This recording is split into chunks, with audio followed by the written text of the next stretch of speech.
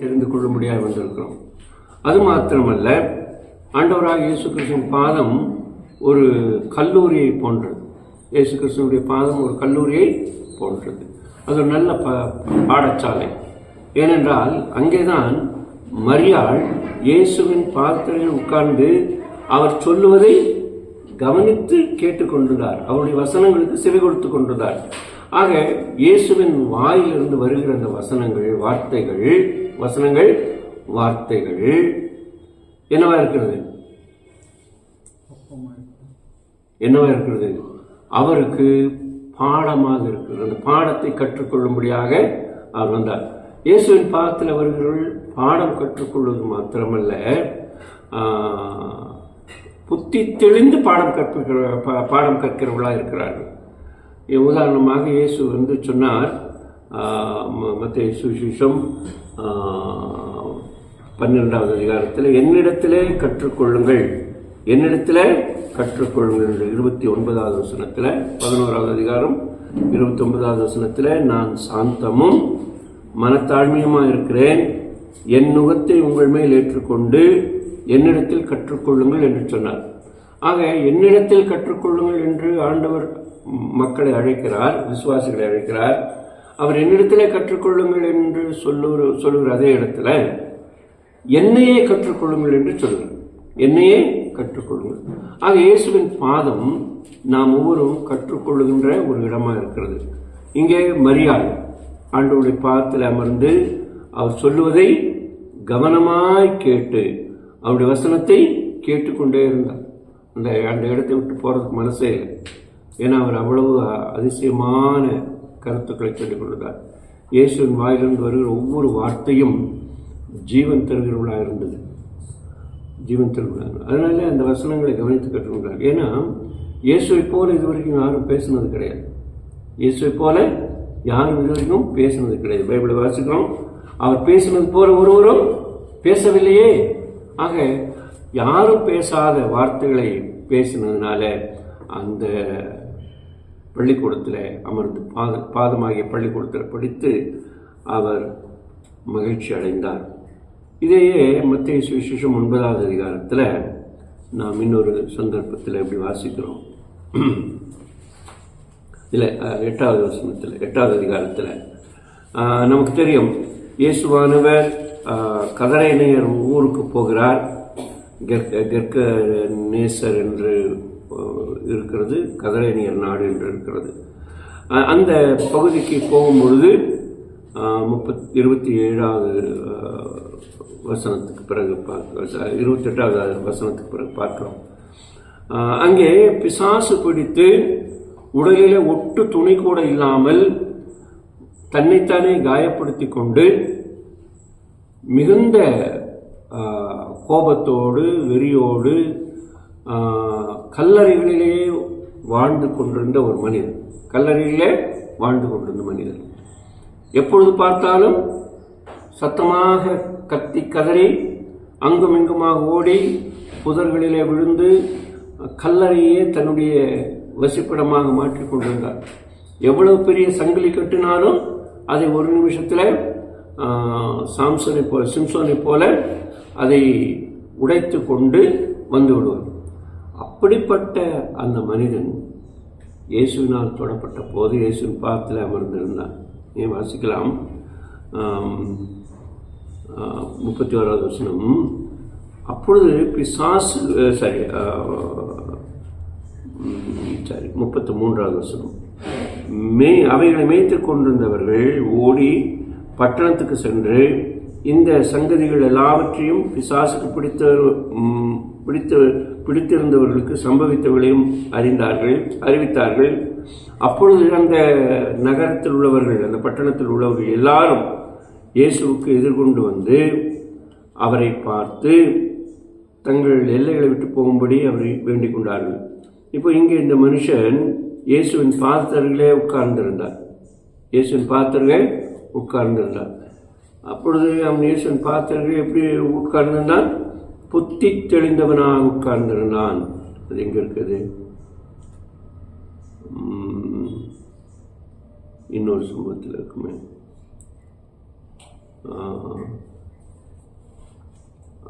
இதே மார்க்கில் இருக்குன்னு நினைக்கிறேன். மார்க்கில் இருக்கிற அந்த பகுதியில் அவன் மார்க்கிலும் லூக்காவும் 2 வரும். புத்தி தெளிந்தவனாக உட்கார்ந்திருந்தான் என்று சொல்லி வாசிக்கிறோம். இதே சம்பவம், இதே நிகழ்வு கதரனுடைய நாட்டில் நடந்த அதே நிகழ்வில் அவன் புத்தி தெளிந்தவனாக உட்கார்ந்திருந்தான் என்று வாசிக்கிறோம். ஆக புத்தி தெளிவிக்கக்கூடிய ஒரு இடம் இயேசுவின் பாதமாக இருக்கிறது என்று நாம் பார்க்கிறோம். ஆக இயேசுவின் பாதத்தில் அங்கே என்ன சொல்லப்பட்டிருக்கு மார்க்கில் நினைக்கிறேன், அவன் புத்தி தெளிந்தவனாக. அதுக்கு முன்னால் அவன் புத்தி தெளிவில்லாதவனாக இருந்தான். அதனால தான் நிர்வாணமாக அங்குமிங்குமாக ஓடிக்கொண்டிருந்தான். இந்த மனிதன் புத்தி தெளிந்தவனாக இயேசுவின் பாதத்தில் அமர்ந்திருந்த போது மக்கள் ஆச்சரியப்பட்டார்கள், பயந்தார்கள் என்று வேதம் சொல்லுது. லூக்கா சுவிசேஷத்தில் நினைக்கிறேன் அவர்கள் பயந்தார்கள். பயந்து தான் என்ன சொல்கிறாங்க, நீங்கள் இந்த ஊரை விட்டு போங்கள் என்று சொல்கிறார். அப்போ அந்த மனுஷன் கேட்குறான், நான் உங்களோட வரட்டுமா அப்படிங்கும்போது அவர் சொல்கிறார், நீ வர வேண்டாம், நீ பெற்ற நன்மைகளை உன் வீட்டாரிடத்துக்கும் உன் இனத்தாரிடத்துக்கும் சொல்லும் என்று சொல்லி அனுப்புகிறார். ஆக நாம் நம்முடைய வீட்டாருக்கும் நம்முடைய இனத்தாருக்கும் சொல்கிற வசனத்துக்கு நீங்கள் வீட்டாரிடத்துக்கும் இனத்தாரிடத்துக்கும் நாம் இயேசு செய்த நன்மைகளை சொல்லும்படியாக அழைக்கப்பட்டிருக்கிறோம். ஆகவே அந்த அழைப்பை இந்த கல்லூரி மூலமாக நாம் நிறைவேற்ற பயிற்சி பெறுகிறோம். இயேசுவின் பாதம் ஒரு சிறந்த உயர்ந்த பல்கலைக்கழகமாக இருக்குது. கல்லூரி என்று கூட நான் சொல்ல மாட்டேன், பல்கலைக்கழகமாக இருக்குது. அந்த பல்கலைக்கழகத்தில் நாம் எல்லாரும் படித்து பட்டம் பெற மரியாள் இயேசுவின் பாதத்தில் அமர்ந்து அவருடைய வார்த்தையை கேட்டது போல இன்றைக்கும் அவருடைய பாதத்தில் அமர்ந்து வார்த்தைகளை கேட்க ஆண்டவர் உதவி செய்வாராக. இப்போது ஸ்டான்லி அவர்களை நம்முடைய பாடல்களை தொடர்ந்து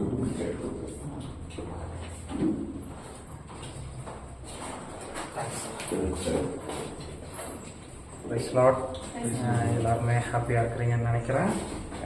எல்லாருமே அவருடைய கிருபையில் ஹாப்பியாக இருப்பீங்க. ஓகே, இன்னைக்கு ஒரு சிலர் வரல போல. பிரதர் வரலையா? வருவாங்களா? இன்னைக்கு வரலையா? வெளியில் இருக்கிறாங்க. ஓகே, ரிச்சர்ட் பிரதர் வரலையா இன்னைக்கு? இருக்கிறாங்க. சரி, வேற யாரும் வரல? அந்த ஜெசினா சிஸ்டர் அவங்க வராங்க. டிஸ்கண்டினியூ போகல. சரி, ஓகே. வேற யாரும் வரல? மெயினா இந்த ஆன்டி வரல. வேற எல்லாரும் வந்துருக்கீங்களா? ஓகே ஓகே, எல்லாருமே ஹாப்பியாக இருப்பீங்கன்னு நினைக்கிறேன். ஓகே, பைபிள் காலேஜ் அப்படி தான் இருக்கும். நிறைய பேர் ஸ்டார்ட் பண்ணுவாங்க, ஆனால் சில பேர் பாதியில் நின்றுவாங்க, இன்னொரு சிலர் முக்கால்வாசி போய் நிற்பாங்க, ஒரு சிலர் தான் கிராஜுவேஷன் வாங்குவாங்க.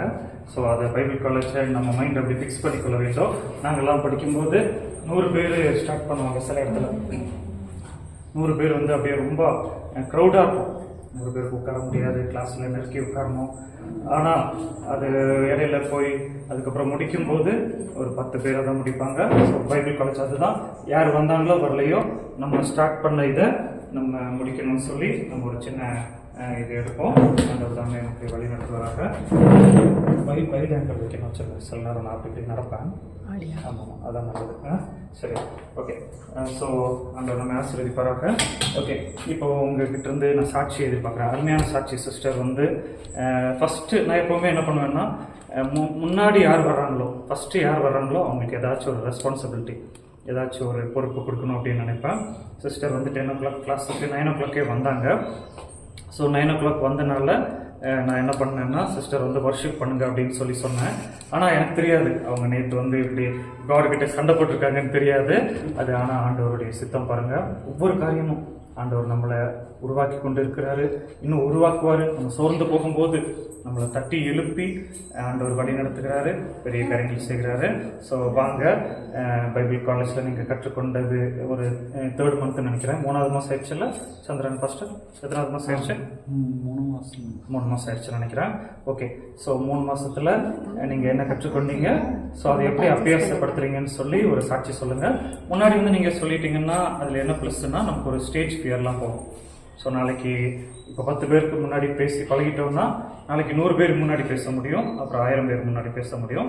ஸோ வாங்க, யார் சிஸ்டர் நீங்கள் ஸ்டார்ட் பண்ணுறீங்களா? வர்ஷிப் பண்ணீங்கல்ல வாங்க. சரி, சந்திரன் ஃபர்ஸ்ட்லேருந்து ஸ்டார்ட் பண்ணுறீங்களா? சரி வாங்க. பைபிள் கிளாஸ் மூலமாக என்ன கற்றுக்கொண்டீங்க? இதற்கு முன்னாடி உள்ள மினிஸ்ட்ரிக்கும் இல்லை இப்போ உள்ள மினிஸ்ட்ரிக்கும் என்ன வித்தியாசம்? கற்றுக்கொண்டதை எப்படி நீங்கள் அபியாசப்படுத்துறீங்க, எப்படி அதை பயன்படுத்துறீங்க? ஸோ ஷார்ட்டாக சொல்லுங்கள். இன்னும் என்ன எதிர்பார்க்குறீங்க? உங்கள் ஃபீட்பேக் நீங்கள் ஓப்பனாக சொல்லணும்னா சொல்லலாம். நாங்கள் இந்த மாதிரி எதிர்பார்க்குறோம், இன்னும் கொஞ்சம் எதிர்பார்க்குறோம் அப்படின்னு நீங்கள் சொல்லணும்னா சொல்லலாம். சரிங்களா? வாங்க.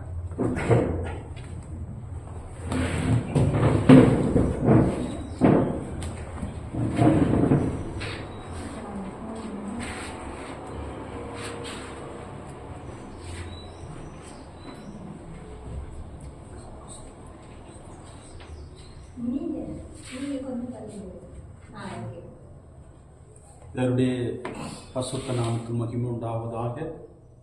இந்த காலை வேளையில் உங்கள் மத்தியில் இருப்பது பெரிய ஒரு காரியங்கள்.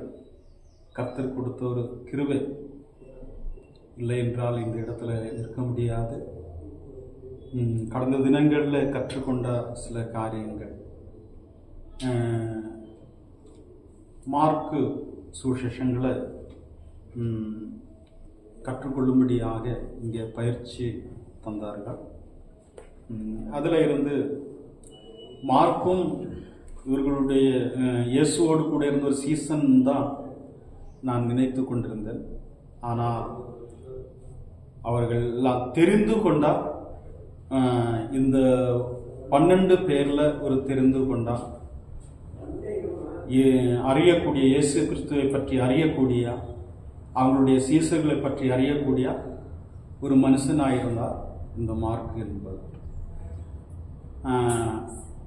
அதில் சில காரியங்களை, ஆனால் இதையெல்லாம் கற்றுக்கொண்டு இயேசு கிறிஸ்துவை பற்றி அதிகமாய் கற்றுக்கொண்டு அதை பேசக்கூடியவர் தான் மார்க் என்பது தெரியும்படியாய் கர்த்தர் கிருபை செய்தார்.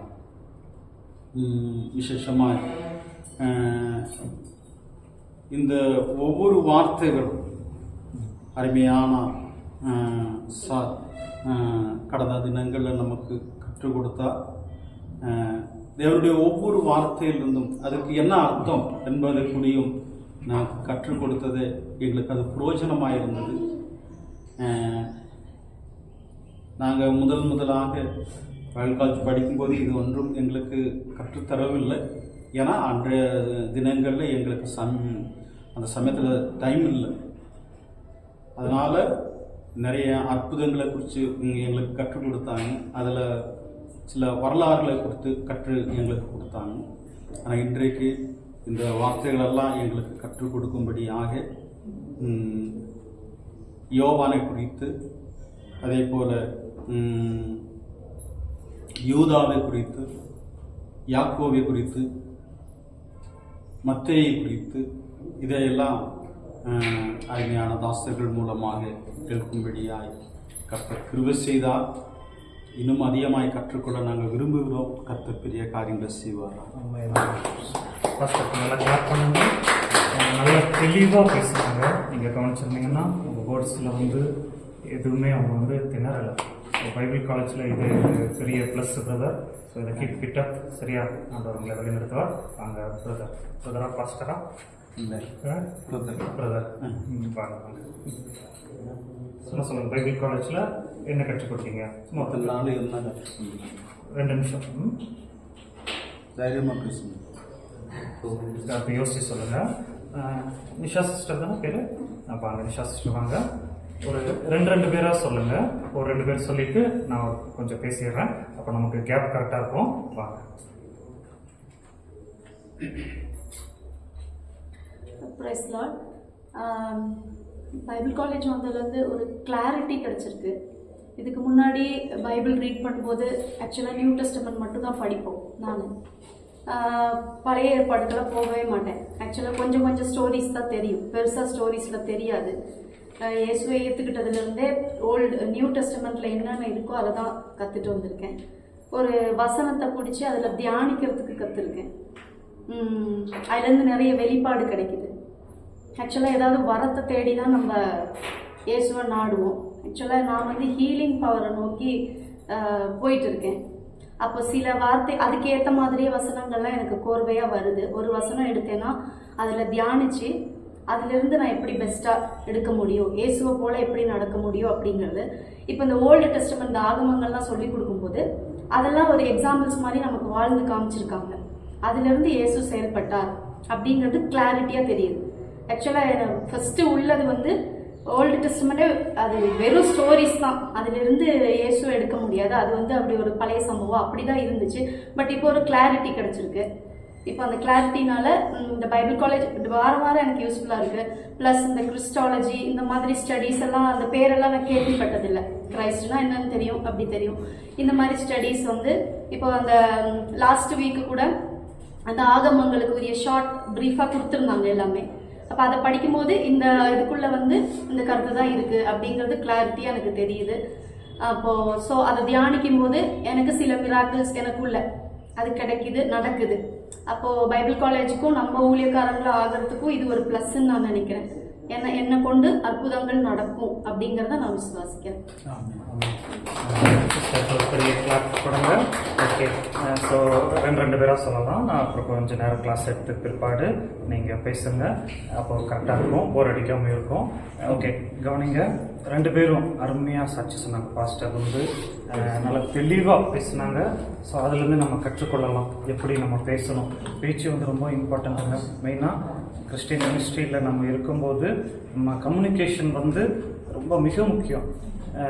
முந்தானத்து நான் வேலூரில் ஒரு டீனாக இருக்கிறனால, நாங்கள் வேலூர் காலேஜில் நான் அகாடமிக் டீனாக இருக்கிறேன். ஸோ மொத்தம் ஆண்டோட கிருபையினால 7 இடங்களில் டீச் பண்ணி கொண்டு இருக்கிறேன். ஸோ சில இடங்களில் சில பொறுப்பு கொடுப்பாங்க. அப்போ டீனாக இருக்கிறனால ஒரு மீட்டிங் அரேஞ்ச் பண்ண போயிருந்தேன். அப்போது சென்னையிலேருந்து ஒரு பாஸ்டர் வந்து அந்த மீட்டிங்கில் செமினார் ப்ரீச் பண்ணார். நல்ல நோட்ஸ் ப்ரிப்பேர் பண்ணிட்டு இருந்தார். அந்த நோட்ஸை நான் வாங்கி படிக்கும்போது பெஸ்ட்டாக இருந்தது, ஃபஸ்ட் கிளாஸாக இருந்தது. ஆனால் ப்ரெசன்டேஷன் வரும்போது ஜனங்கள் எல்லாம் அப்படியே தூங்கிட்டாங்க. ஏன்னா நல்லா ப்ரிப்பேர் பண்ணுறாங்க, அவங்களுக்கு ப்ரெசன்ட் பண்ண தெரியல. ஆண்டோடைய கிருபையினால நான் வந்து இந்த மாதிரி தான் ப்ரிப்பேர் பண்ணுவேன். நோட்ஸ் எல்லாம் பார்த்தீங்கன்னா இப்படி தான் இருக்கும். ஆனால் ஆண்டோடைய கிருபையினால இதை வச்சு நான் ப்ரெசன்ட் பண்ணிடுவேன். ஆண்டவர் கொடுத்துருக்கிற தாளம் தான் நம்ம பயன்படுத்தணும். என்ன சொல்ல வரேன்னா, மெயினாக பாருங்கள், நம்ம வந்து ப்ரீச்சிங் வந்து அது ஒரு கலை, அது ஒரு தாளந்து. ப்ரீச்சிங் டீச்சிங் வந்து ஒரு தாளந்து. அது காட் கொடுத்துக்கிற கிஃப்ட்டு. நமக்கு ஆட்டோமேட்டிக்காக வராது. ஃபஸ்ட் நம்ம புரிந்து கொள்ள வேண்டும், ஆட்டோமேட்டிக்காக நமக்கு அது வராது. எந்த காரியமும் ஆட்டோமேட்டிக்காக வராது. பாடலும் சரி, ப்ரீச்சிங்கும் சரி, எல்லாமே. ப்ளஸ் காட் நம்ம இருதயத்தில் வைத்ததை நம்ம என்ன செய்யணும்னா, நம்ம அதை டெவலப் பண்ணணும். ஃபோட்டோ நெகட்டிவை டெவலப் பண்ணுறது மாதிரி நம்ம அதை டெவலப் பண்ணி அதை வந்து கிளாரிட்டியை எடுக்கும்போது நம்ம ஆயிரங்களுக்கோ லட்சங்களுக்கோ எடுத்து பயன்படுத்தலாம். ஆண்டவர் வந்து நம்ம பயன்படுத்துவார். சில பேர் என்ன பண்ணுவாங்கன்னா, டெவலப் பண்ணாமல் அப்படியே விட்டுருவாங்க. விட்டு நல்லா நோட்ஸ் ப்ரிப்பேர் பண்ணிட்டு வந்திருப்பாங்க, சரியாக ப்ரெசென்ட் பண்ண மாட்டாங்க. அதனால் என்ன ஆயிடும்னா, இவர் வந்து முக்க போடுறாரு அப்படி சொல்லிடுவாங்க, போர் அடிக்க வைக்கிறாரு அப்படி சொல்லிடுவாங்க. பட் பைபிள் காலேஜ் படிக்கிற நம்ம வந்து அது பெஸ்ட்டாக இருக்கணும். ஆண்டோடைய கிருபை நல்லா பாருங்கள். சில இடங்கள்லாம் நான் ரொம்ப போய் பேச மாட்டேன். என்னென்னா, அன்றைக்கி லாஸ்ட் வீக் என்ன ஆயிடுச்சுன்னா, அவர் வந்து 2.5 மணி நேரம் செமினார் எடுத்தார். 2.5 hours எடுத்தார். நான் வந்து 5-10 நிமிஷத்தில் கன்க்ளூட் பண்ணிட்டேன். முடிஞ்ச உடனே என்ன ஆகுதுன்னா, அவர்கிட்ட போய் டவுட்ஸ் கேட்காம என்கிட்ட வந்து எல்லாருமே டவுட்ஸ் கேட்க ஆரம்பிச்சிட்டாங்க. எனக்கு உண்மையாகவே கொஞ்சம் ஷேம் ஆகிப்போச்சு. ஏன் ஷேம்னா, அவர் தான் கெஸ்ட்டு வந்து அவர்கிட்ட யாருமே போகலை. காரணம், அவருக்கு ப்ரெசென்ட் பண்ண தெரியும். ஆனால் நான் வந்து மேக்ஸிமம் நான் சில இடங்களில் ஒதுங்கியிருப்பேன். நான் என்ன சொல்ல வரேன்னா, உங்களுக்கு வர நாட்களில் ட்ரைனிங் கொடுப்போம். எப்படி பாட்டு பாடணும், எப்படி வந்து மெசேஜ் கொடுக்கணும், எப்படி வந்து சண்டே கிளாஸ் நடத்தணும், இப்படியெல்லாம் ட்ரைனிங் கொடுத்து இதுக்கெல்லாம் மார்க் போடுவோம். சரிங்களா? மார்க் போடும்போது பைபிள் காலேஜே என்னென்னா, நம்மக்கிட்ட இருக்கிற சில குவாலிட்டிஸை அது வெளியே கொண்டு வருவது, சில தேவையில்லாத குவாலிட்டிஸை அதை அப்படியே புதைச்சி வைப்பது தான் பைபிள் காலேஜ். தேவையில்லாத குவாலிட்டிஸை வந்து அதை அடக்கி வைப்பது, தேவை இருக்கிற குவாலிட்டிஸை அது வெளியே கொண்டு வருவது தான் பைபிள் காலேஜ். ஒரு 2 எக்ஸாம்பிள் சொல்லி நான் கிளாஸுக்குள்ளே கடந்து செல்கிறேன். நான் பைபிள் காலேஜ் படிக்கும்போது கூடலூரில் மார்த்தோமா நகரில் ஒரு பைபிள் காலேஜ் இருந்துச்சு. தெரியுமா? யாருக்கெல்லாம் தெரியும்? மாரநாதா தியாலஜிக்கல் காலேஜ் ஒரு காலேஜ் இருந்தது. சமரிட்டன் ஹாஸ்பிட்டல் பக்கத்தில். உங்களுக்கு தெரியுமா? வேறு உங்களுக்கெல்லாம் தெரியாதா? சரி, அங்கே காலேஜ் இருந்தது. என்னோடய எக்ஸாம்பிள் சொல்கிறேன் பாருங்கள். ஃபஸ்ட்டு நான் வந்து பிடிஹெச் படிக்கணும்னு சொல்லி ஒப்பு கொடுத்தேன். பிடிஹெச் படிக்கணும்னு ஒப்பு கொடுக்கும்போது இந்த மார்த்தமா நகரில் உள்ள காலேஜுக்கு என்னை வர சொல்லி சொன்னாங்க. நான் போய் பார்த்தேன், காலேஜை பார்த்தேன். காலேஜ் பார்க்கும்போது அப்போ வந்து இதை விட பழைய பில்டிங்னு நினைக்கிறேன், இதை விட பழைய பில்டிங்கு ரொம்ப சின்னதாக இருந்துச்சு. லைப்ரரி கிச்சன்லாம் சின்னதாக இருந்தது. நான் அதை பார்த்துட்டு என் மைண்டில் என்ன யோசிச்சேன்னா, இங்கே போய் நம்ம பைபிள் காலேஜ் ஏன் படிக்கணும், நம்ம படித்தா நல்ல பெரிய காலேஜில் படிக்கணும்னு சொல்லி நான் அதுக்கப்புறம் ஈரோடு போயிட்டேன். ஈரோட்டில் போய் ஒரு ஆடை பார்த்து போய் ஒரு பெரிய காலேஜ், தாஜ்மஹால் மாதிரி ஒரு பெரிய பில்டிங்கில் போய் உட்காந்துட்டேன். உட்காந்து அப்பா காலேஜ்னால் இதான் படிக்கணும் அப்படின்னு சொல்லி நினச்சிட்டு இருந்தேன். பார்த்தா அங்கே வர்ற டீச்சர்ஸ் எல்லாமே வந்து ஒரு பைபிள் நாலேஜும் மேக்ஸிமம் கிடையாது, மினிமம் பைபிள் நாலேஜ் தான் இருந்தது. எதிர்பார்த்து போனேன், எனக்கு சாட்டிஸ்ஃபேக்ஷன் இல்லை. சாட்டிஸ்ஃபேக்ஷன் இல்லாமல் இருந்ததுனால நான் என்ன பண்ணிட்டேன்னா, அது 6 மந்த்து கஷ்டப்பட்டு அங்கே படிச்சுட்டு அதுக்கப்புறம் அதை விட்டுட்டு இங்கே மறுபடியும் செகண்ட் இயரில் நான் வந்து ஃபஸ்ட் இயர் ஜாயின் பண்ணேன். மறுபடியும் ஃபஸ்ட் இயர் படிக்க ஆரம்பித்தேன். ஆனால் இங்கே வந்து ஆண்டவருடைய கிருபையினால எங்களுக்கு வந்து ப்ரொஃபஸர்ஸ் எல்லாம் வந்து செராம்பூர் யூனிவர்சிட்டியிலேருந்து வந்து கற்றுக் கொடுத்தாங்க. செராம்பூர் கேள்விப்பட்டிருக்கீங்களா? செராம்பூர் கேள்விப்படலையா? பைபிள் காலேஜில் நம்பர் 1 யூனிவர்சிட்டி வந்து செராம்பூர், சரிங்களா? செராம்பூர் யூனிவர்சிட்டி. அங்கேருந்து மோஸ்ட்லி எங்களுக்கு கேலிக்கெட்லேருந்து வருவாங்க. பில்டிங்லாம் சின்னது, ஆனால் ப்ரொஃபஸர்ஸோடைய நாலேஜ் வந்து நல்ல நாலேஜு. கேலிக்கெட்லேருந்து வந்து எங்களுக்கு கற்றுக் கொடுத்தாங்க. ஓல்ட் டெஸ்டமெண்ட் சார் இருக்கிறாங்க, ஒரு சார் எங்களுக்கு டீச் பண்ணுவாங்க. காலையிலேருந்து ஈவினிங் வரை டீச் பண்ணுவாங்க ஓல்ட் டெஸ்டமெண்ட்டை. அது அப்படியே இன்ட்ரெஸ்ட்டாக இருக்கும், அதை கேட்குறதுக்கு இன்ட்ரெஸ்ட்டாக இருக்கும். நம்ம தேவராஜ் சார்லாம் டீச் பண்ணுவாங்க. ஸோ அங்கே வந்து எனக்கு வந்து அவங்க ஒரு ஆர்வத்தை தூண்டி விட்டாங்க. தூண்டி விட்டுட்டு நான் விடலை. பைபிள் காலேஜில் படித்ததுனால மாத்திரம் நான் பிரின்சிபால் ஆகலை, நானே அந்த ஆர்வத்தை வந்து டெவலப் பண்ணி அது எப்படி நம்ம ப்ரெசென்ட் பண்ணணும்னு சொல்லி டெய்லி வந்து நான் உட்காந்து யோசிப்பேன், திங்க் பண்ணுவேன், அதிகமாக திங்க் பண்ணுவேன். கிரிக்கெட் விளையாண்டுட்டு இருக்கும்போது என் மைண்ட் வந்து யோசிப்பேன், நம்ம நாளைக்கு ப்ரீச்சிங்கில் என்ன பேசணும் அப்படின்னு யோசிப்பேன், என்ன பாயிண்ட் வரணும்னு யோசிப்பேன். மார்க்கெட் போகும்போதும் என் மைண்டில் இதே ஓடிட்டுருக்கும். கிச்சன் டியூட்டி டைமில் இதே ஓடிட்டுருக்கும். அப்படி வந்ததுனால ஆண்டவருடைய கிருபையினால இன்னைக்கு இப்படிப்பட்ட கிளாஸஸ்ஸு, பெரிய பெரிய மீட்டிங்ஸ் எல்லாம் வந்து ஹேண்டில் பண்ண ஆண்டவர் கிருபை செய்திருக்கிறாரு. அன்னைக்கு எடுத்து ட்ரைனிங். அதுக்கப்புறம் நான் இங்கிலீஷ் மீடியம் தான் படித்தோம். இருந்தாலும் நம்ம ஊரில் இங்கிலீஷ் ரொம்ப பேச மாட்டோம்ல, இங்கிலீஷ் ரொம்ப பேசாமல் இருக்கிறதுனால இங்கிலீஷ் லாங்குவேஜ் எனக்கு ரொம்ப வரல. அப்போ நான் என்ன பண்ணேன்னா, காலையில் 6 மணிக்கு எங்களுக்கு சேப்பல் இருக்கும். சேப்பலில் மலையாளம் சாங் பாடுவாங்க, தமிழ் சாங் பாடுவாங்க. நான் என்ன பண்ணுவேன்னா, மலையாள சாங்கும் பாட மாட்டேன், தமிழ் சாங்கும் பாட மாட்டேன். இங்கிலீஷ் சாங்ஸை பாடி சேப்பலில் வந்து நான் அப்படியே எனக்கு ட்ரைனிங் எடுக்கும்போது அது என்ன ஆகும்னா, நமது நாக்கு வந்து நுனி நாக்கு ஆங்கிலம் அப்படின்னு சொல்லுவாங்கள்ல, கேள்விப்பட்டிருக்கீங்களா? நுனி நாக்கு ஆங்கிலத்துக்கு அது நாக்கு வந்து அப்படியே வளைஞ்சு கொடுக்கும். பாட ப்ராக்டிஸ் பண்ண அது காலையில் எழும்பும்போது நம்ம மைண்டு ஃப்ரீயாக இருக்கும், என்வாயன்மெண்ட் வந்து ஒரு ஃப்ரீயாக இருக்கும் பாருங்கள். அப்போ காலையில் அதை ப்ராக்டிஸ் பண்ணும்போது நான் தமிழும் பாடலை, மலையாளமும் பாடவே இல்லை, இங்கிலீஷ் சாங்ஸ் தான் பாடிட்டே இருந்தேன். பாட எனக்கே ஒரு இன்ட்ரெஸ்ட் வந்துருச்சு. இங்கிலீஷில் ஹிம்ஸ் அப்படின்னு இருக்கு. ஹிம்ஸ் கேள்விப்பட்டிருக்கீங்களா? HYMN இருக்கா? பாமலை. தமிழில் பாமலை இருக்கா? இது இருக்கா? மார்க்க ஓகே. ஸோ அதன் மேலே எனக்கு ஒரு பெரிய இன்ட்ரெஸ்ட் வந்து விட்டது. அதற்குள்ளே போகும்போது அதோடைய ஆழத்துக்குள்ளே போக ஆண்டவர் கிருபை செய்தார். அந்த பழைய இங்கிலீஷ் சாங்ஸ், ஹிம்ஸ் அப்படின்னு சொல்லுவாங்க, ஹிம்ஸ் பாமாலை. ஸோ அதோடைய ஹிஸ்ட்ரியெல்லாம் நம்ம படித்தோம்னா, அப்பா அது பயங்கர டீப் ஹிஸ்ட்ரி, ரிச் ஹிஸ்ட்ரி. ஒரு சில காரியங்களை என்ன சொல்கிறேன், ஒரு 10 நிமிஷம் எடுத்துகிட்டு கிளாஸுக்கு போயிடலாம் பாருங்கள். அப்போ ஃபேனி கிராஸ்பி அப்படின்னு சொல்லி ஒரு அம்மையார் இருந்தாங்க, ஃபேனி கிராஸ்பி. சார் அவங்க என்னென்ன சாங்ஸு மைண்டில் வருதா? ஃபேனி கிராஸ்பி சாக் எழுத மாட்டேங்குமோ, வேறு சாக் இருக்கா? ஓகே. ஸோ ஃபேனி கிராஸ்பி அப்படின்னு சொல்லி ஒரு ஹிம் ரைட்டர். அவங்களுக்கு 2 கண்ணும் தெரியாது, காதும் கேட்காதில்ல சார் தேவராஜ் சார்? காதும் கேட்காதம்மா, கண்ணும் தெரியாதம்மா. அவங்க நேம்ஸ் எல்லாம் உங்களுக்கு தெரிஞ்சிருக்கணும். Pheni Crosby, FANNY, pheni Crosby.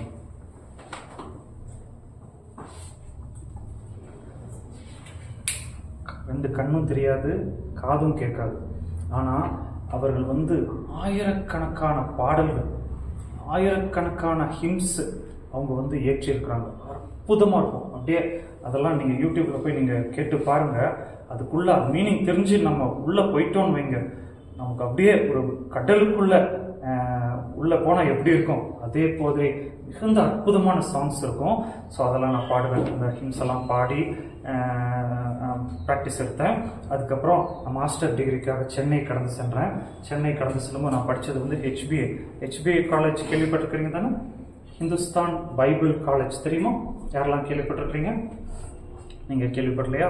Okay. அந்த காலேஜில் வந்து எங்களுக்கு பயங்கரமான ட்ரைனிங்னா சாதாரண ட்ரைனிங் இல்லை.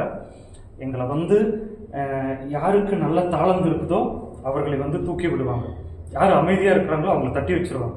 அந்த காலேஜை பொறுத்தவரை அமைதியாக நம்ம இருந்தோம்னா நம்மளை வந்து ஃபஸ்ட் இயரில் ஃபெயில் பண்ணி விட்டுருவாங்க. பைபிள் காலேஜில் ஃபெயில் பண்ணி விட்டுருவாங்க.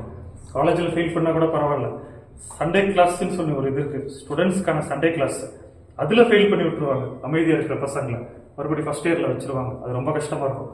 சரியா? ஆனால் நான் யோசிப்பேன், என்னடா இதில் இவ்வளோ ஸ்ட்ரிக்ட் பண்ணுறாங்க அப்படி இப்படி யோசிப்பேன். ஆனால் அதெல்லாம் வந்து நம்மளை செதுக்கி எடுத்தாங்க. அப்போ வந்து ரூம்மேட்ஸ் 4 பேர் ஒரு ரூமில் இருக்கணும். எப்படி ரூம்மேட்ஸ் போடுவாங்கன்னா, ஒருத்தர் வந்து தமிழில் போட்டுருவாங்க, தமிழ் ஸ்டூடெண்ட்டு, இன்னொருத்தர் வந்து ஹிந்தி ஸ்டூடெண்ட்டை போடுவாங்க, இன்னொருத்தர் வந்து பெங்காலி ஸ்டூடெண்ட் போடுவாங்க, இன்னொருத்தர் வந்து நேபாளி ஸ்டூடெண்ட் போடுவாங்க. ஸோ 4 பேருக்கும் இங்கிலீஷ் பேசிதான் ஆகணும். இங்கிலீஷ்லாம் ரொம்ப தெரியாது, ஆனாலும் வேறு வழி இல்லை, மதர் டங் பேச முடியாது. அப்போ வந்து கொஞ்சம் கஷ்டப்பட்டு பேசி ஸ்டெப் பை ஸ்டெப்பாக கொண்டு வந்து ஃபஸ்ட் இயர் முடியும் போது 1 இயர் ஹெச்பிஏல முடித்தாங்கன்னா இங்கிலீஷ் வந்து ஓரளவுக்கு மேனேஜ் பண்ணுற அளவுக்கு ஒரு ட்ரைனிங் வந்துடும் எங்களுக்கு. ஸோ நாங்களாம் அதை எடுத்தோம். அதுக்கப்புறம் பைபிள் ஸ்டடி ஃபெலோஷிப், பிஎஸ்எஃப் கேள்விப்பட்டிருக்கீங்களா? பிஎஸ்எஃப்னா என்னன்னா பார்டர் செக்யூரிட்டி ஃபோர்ஸ், பார்டரில் இருக்கிறாங்கல்ல மிலிட்ரியா, அதுதான் பிஎஸ்எஃப் உடைய ஒரிஜினல் மீனிங். பட் நம்ம பைபிள் காலேஜில் பைபிள் ஸ்டடி ஃபெலோஷிப் அப்படின்னு சொல்லி சென்னையில் இருக்கும்போது ஹெச்பிஐல எங்களுக்கு அனுப்பும்போது நாங்கள் கஷ்டப்பட்டு பஸ்ஸை பிடிச்சி போகணும். பஸ்ஸை பிடிச்சி ரயில்வே ஸ்டேஷன் பக்கத்தில் போகணும். ரொம்ப கஷ்டமாக இருக்கும், பஸ்ஸெல்லாம் பயங்கர கூட்டமாக இருக்கும். ஆனால் இப்படியெல்லாம் அனுப்புகிறாங்க அப்படின்னு தோணும். ஆனால் அங்கே போகும்போது சிட்டியில் உள்ள அநேக வேத பண்டிதர்கள், அநேக பெரிய பெரிய ஞானிகள்லாம் அங்கே வந்து ஃபெலோஷிப் வருவாங்க. நம்மளை ஸ்மால் குரூப்ஸாக போடுவாங்க. அப்போ அங்கே வந்து இங்கிலீஷ் பேசும்போது அவங்க பேசுகிற இங்கிலீஷு, அவங்க பேசுகிற நாலேஜ் எல்லாம் வந்து அப்படியே நமக்கு கேட்க புது வேர்ட்ஸ் கிடைக்கும், புதுசு வார்த்தைகள் கிடைக்கும் போது அது வந்து நம்ம அதை செதுக்க உருவாக்கிடுச்சு. நான் என்ன சொல்ல வரேன்னா, நீங்கள் அதுக்குன்னு சென்னை வந்து உங்களை செதுக்கணும்னு நான் சொல்லலை. இப்போ இன்றைக்கெல்லாம் நம்ம மொபைலில் எல்லாமே இருக்குது டியர் ஃப்ரெண்ட்ஸ். மொபைலில் இல்லாத எதுவுமே கிடையாது. மொபைல் வந்து ஒரு நல்ல ஒரு கத்தியே போன்றது. இப்போ இந்த கத்தியால் குத்தவும் முடியும், கத்தியால் காய்கறி ஆப்பிள் கட் பண்ணவும் முடியும். ஸோ மொபைலை வைத்து நல்ல காரியத்துக்கு யூஸ் பண்ணவும் முடியும், இதை வைத்து டைம் பாஸ்க்காக யூஸ் பண்ணவும் முடியும். ஸோ தினந்தோறும் நம்ம போய் சர்ச் பண்ணி நம்ம லேர்ன் பண்ணி கொண்டு இருக்கும்போது நம்ம ஸ்கில்ஸை டெவலப் பண்ண முடியும். பாருங்கள், ஃபஸ்ட்டு வந்து நமக்கு நாலேஜ் வந்து நாங்கள் தர நோட்ஸு, நீங்கள் படிக்கிற பைபிள், இது வந்து நாலேஜ் இருந்தால் தான் நம்ம வந்து கரெக்டாக பேச முடியும். ரெண்டாவது, நாலேஜோடு கூட ஸ்கில் டெவலப்மெண்ட்னா என்னென்னா, எப்படி பேசணும், எப்படி இவங்கக்கிட்ட பேசணும், எப்படி வந்து அவங்கக்கிட்ட கம்யூனிகேஷன் பண்ணணும், எடுத்துகிட்டு போகணும், ஸ்கிட்டு மூலமாக எடுத்துகிட்டு போகணும். அதை டெவலப் பண்ணும்போது நம்ம காசுகளை ஈஸியாக ரீச் பண்ண முடியும். ஸோ ஆண்டவர் வந்து நல்ல இடத்துக்கு உங்களை கூட்டிகிட்டு வந்திருக்கிறாரு. நீங்கள் 3 இயர்ஸ் உங்களை நீங்கள் ஒப்பு கொடுக்கும்போது ஆண்டவர் கண்டிப்பாக உங்களை டெவலப் பண்ணுவார். உங்ககிட்ட இருக்கிற தேவையில்லாத காரியத்தை வெளியே எடுப்பார். இன்னும் உங்களுக்கு தேவையுள்ள காரியத்தை செதுக்கி இன்னும் அதிகமான காரியத்தை தந்து உங்களை வழி நடத்துவார். எத்தனை பேர் விசுவாசிக்கிறீங்க? ரொம்ப சந்தோஷம். ஸோ இன்னொரு பாயிண்ட் கூட நான் சொல்லிட்டு இன்னைக்கு கிளாஸ்க்குள்ளே கடந்து செல்கிறேன். சிலர் நினைத்து கொண்டிருக்கிறாங்க பைபிள் காலேஜ் வந்து இம்பார்ட்டண்ட் அப்படின்னு நினைத்து கொண்டிருக்கிறாங்க. இம்பார்ட்டண்ட்டுக்கும் ஐஎம்பி இம்பார்ட்டண்ட்டுக்கும் தி இம்பார்ட்டண்ட்டுக்கும் என்ன வித்தியாசம் சொல்லுங்கள் பார்ப்போம். சாரி, இந்த போர்டு கரெக்டாக எழுத மாட்டேங்குது. இம்பார்ட்டண்ட்டுக்கும் தி இம்பார்ட்டண்ட்டுக்கும் என்ன வித்தியாசங்க? இம்பார்ட்டன்ட்னா என்ன? முக்கியமான விஷயம். Very good. அப்போ தி இம்பார்ட்டன்ட்னா என்ன அர்த்தம்? அதுவும் முக்கியமான விஷயம். ஓகே, வேற சொல்லுங்க. தி இம்பார்ட்டன்ட்னா என்னன்னா மிக முக்கியம், கண்டிப்பாக அதை படித்து தான் ஆக வேண்டும்.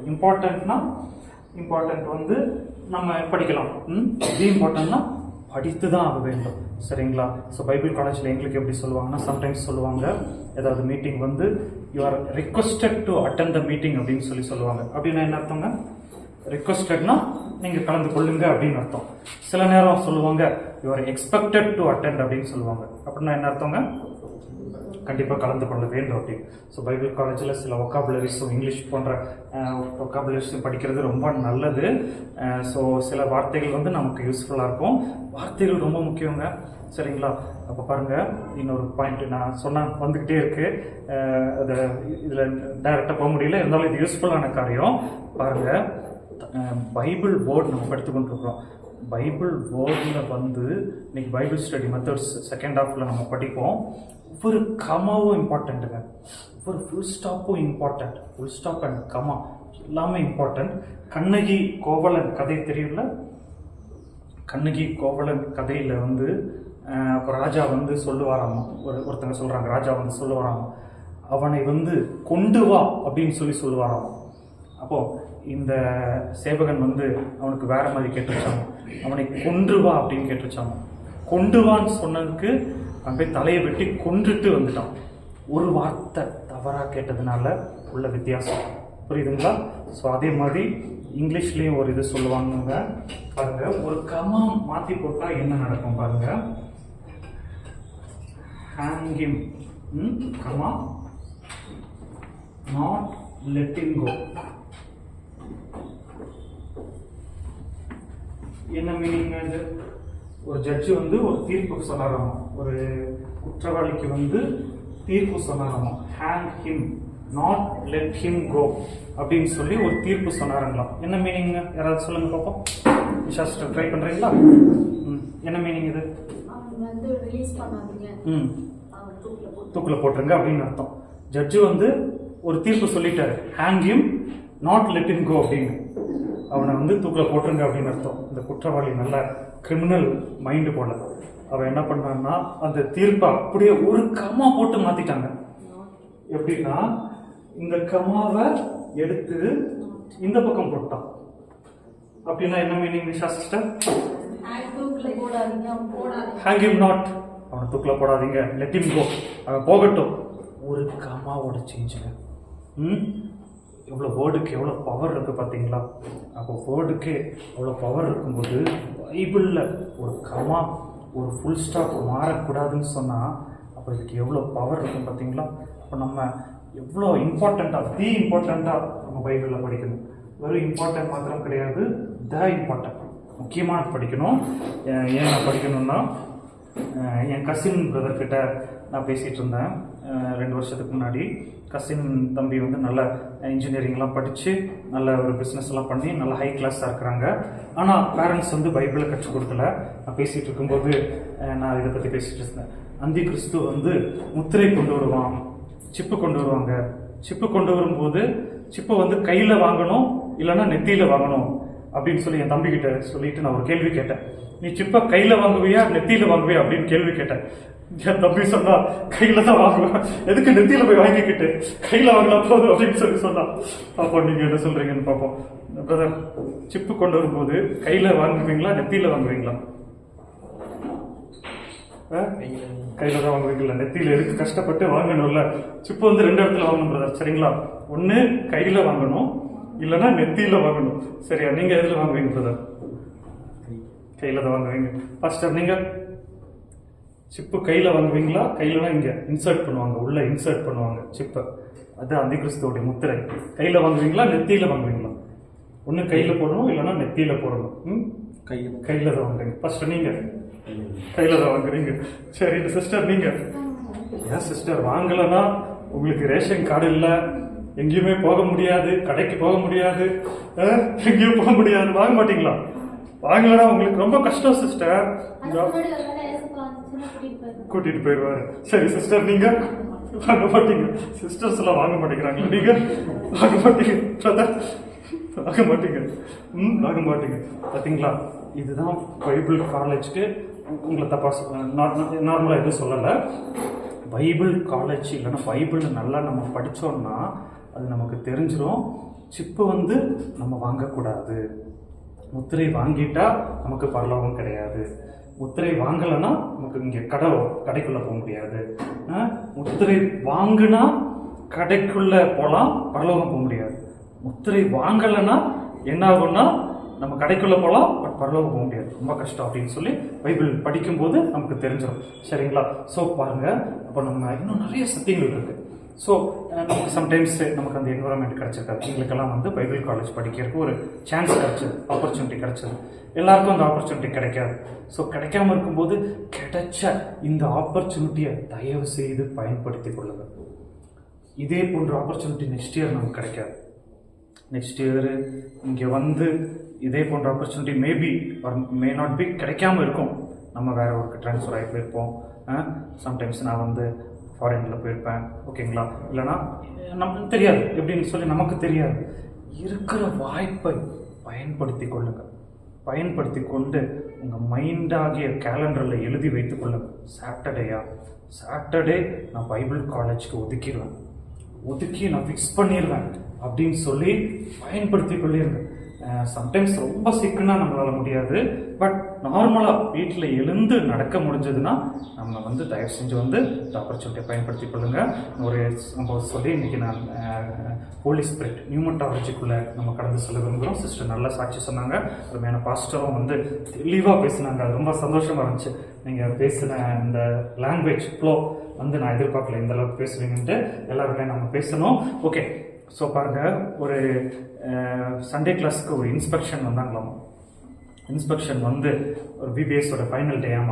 ஃபைனல் டே வந்து இன்ஸ்பெக்ஷன் வந்தாங்களாம். வந்து ஒரு பையனை பார்த்து கேட்டாங்களாம், எரிகோ கோட்டையை உடைச்சது யார் அப்படின்னு சொல்லி கேட்டாங்களாம். எரிகோ கோட்டையை உடைச்சது யார் பிரதர்? நீங்கள் இல்லைல்ல. ஓகே, அந்த பையன் சொன்னானம்மா, நான் இல்லை, நான் உடைக்கல அப்படின்னு சொல்லி சொன்னானம்மா அந்த பையன். இந்த இன்ஸ்பெக்டர் சாருக்கு டென்ஷன் ஆயிடுச்சாமா. இந்த பையனை கூட்டிட்டு டீச்சர் கிட்ட போயிட்டாங்களாம். அவங்க தான் டீச்சர் நினச்சிக்கோங்க, அவங்க தான் சிஸ்டர் தான் டீச்சர் நினச்சிக்கோங்க. டீச்சர் கிட்ட போய் கேட்டாங்களாம், இந்த பையன்கிட்ட வந்து நான் கேள்வி கேட்டேன், எரிகோ கோட்டையை உடைச்சது யாருன்னு சொல்லி கேள்வி கேட்டேன், இவன் இல்லைன்னு சொல்றான், நீங்க என்ன சொல்றீங்க அப்படின்னு சொல்லி கேட்டாங்களாம். டீச்சர் என்ன சொல்லுவீங்க? டீச்சர் என்ன பதில் சொல்லுவீங்க? எரிகோ கோட்டை, உங்களை தான் சொன்னேன். எரிகோ கோட்டை உடைச்சது யாருன்னு சொல்லி டீச்சர் கிட்ட கேட்டாங்களாம். என்ன பதில் சொல்லுவீங்க? ஓகே, அந்த டீச்சர் என்ன சொன்னாங்கன்னா,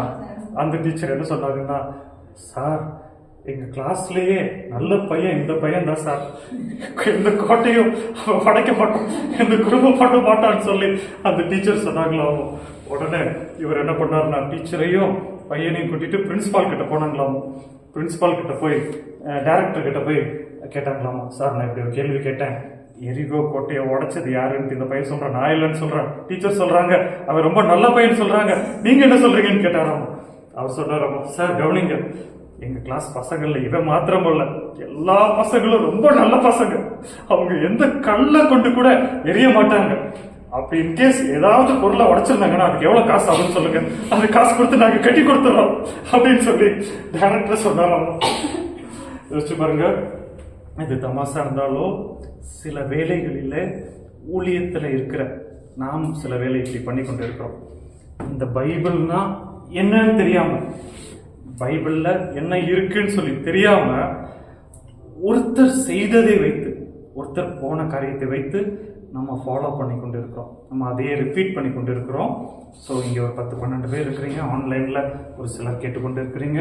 நீங்கள் நல்ல இடத்துக்கு வந்திருக்கிறீங்க, சரியான இடத்துக்கு வந்திருக்கிறீங்க. ஆண்டவர் வந்து உங்களை இன்னும் அதிகமாக எக்யூப் பண்ணுவாங்க, உங்களை கொண்டு பெரிய காரியங்கள் செய்வாங்க. ஆண்டவர் தாமே மகிமைப்படுவார்களாக. இன்னைக்கு வந்து நம்ம கிளாஸ் வந்து நியூமட்டாலஜி. யார் சொல்லுவீங்க? 10 branches of theology. Nisha sister சொல்ல முடியுமா? 10 branches ஆஃப் தியாலஜி சொல்ல முடியுமா? அன்னைக்கு தான் நல்லா சாட்சியெல்லாம் சொன்னீங்களே, ட்ரை பண்ண முடியுமா? சொல்ல முடியலன்னா எடுத்து வாசிங்க, எடுத்து ரீட் பண்ணுங்க. சொல்ல முடிஞ்சா சொல்லுங்க. நோட்ஸை வந்து ஒரு கோத்ரூ பண்ண நல்லது. நீங்க வந்து ஆடியோலாம் இருக்கும் பார்த்தீங்களா, இந்த யூடியூப் ஆடியோலாம் இருக்குல்ல, அது ஃப்ரீ டைம்ல அப்படி கேட்டுட்டு இருக்கும்போது நல்லது, நமக்கு அது அப்படியே மனப்பாடமாகும். சரிங்களா? படிங்க, ரீட் பண்ணுங்க. கிறிஸ்டாலஜி கிறிஸ்துவியல், study about Jesus Christ. Pneumatology பரிசுத்த ஆவியல். Sorry, correct. ஃபர்ஸ்ட்ல சொல்லுங்க, theology. theology, study of God. Christology, study of Jesus Christ. Pneumatology, study about Holy Spirit. Angelology, study about angels. Anthropology, study about humans. Hamartiology, Pavaviyal, study about sins. Soteriology, Nepial, study about salvations. Bibliology, Vedaviyal, study about Bible. Ecclesiology, Sabaiyal, study about churches. Eschatology, Irudiyal, study about the end of the world. Very good very good. So இதெல்லாம் வந்து உங்களுக்கு example வரும், உங்களுக்கு வந்து நோட்ஸ்லேயும் வரும். இதெல்லாம் நீங்கள் mind பண்ணிக்கோங்க. இன்னைக்கு நம்ம என்ன பார்க்க போகிறோம்னா நியூமட்டாலஜி நம்ம பார்க்க போகிறோம்.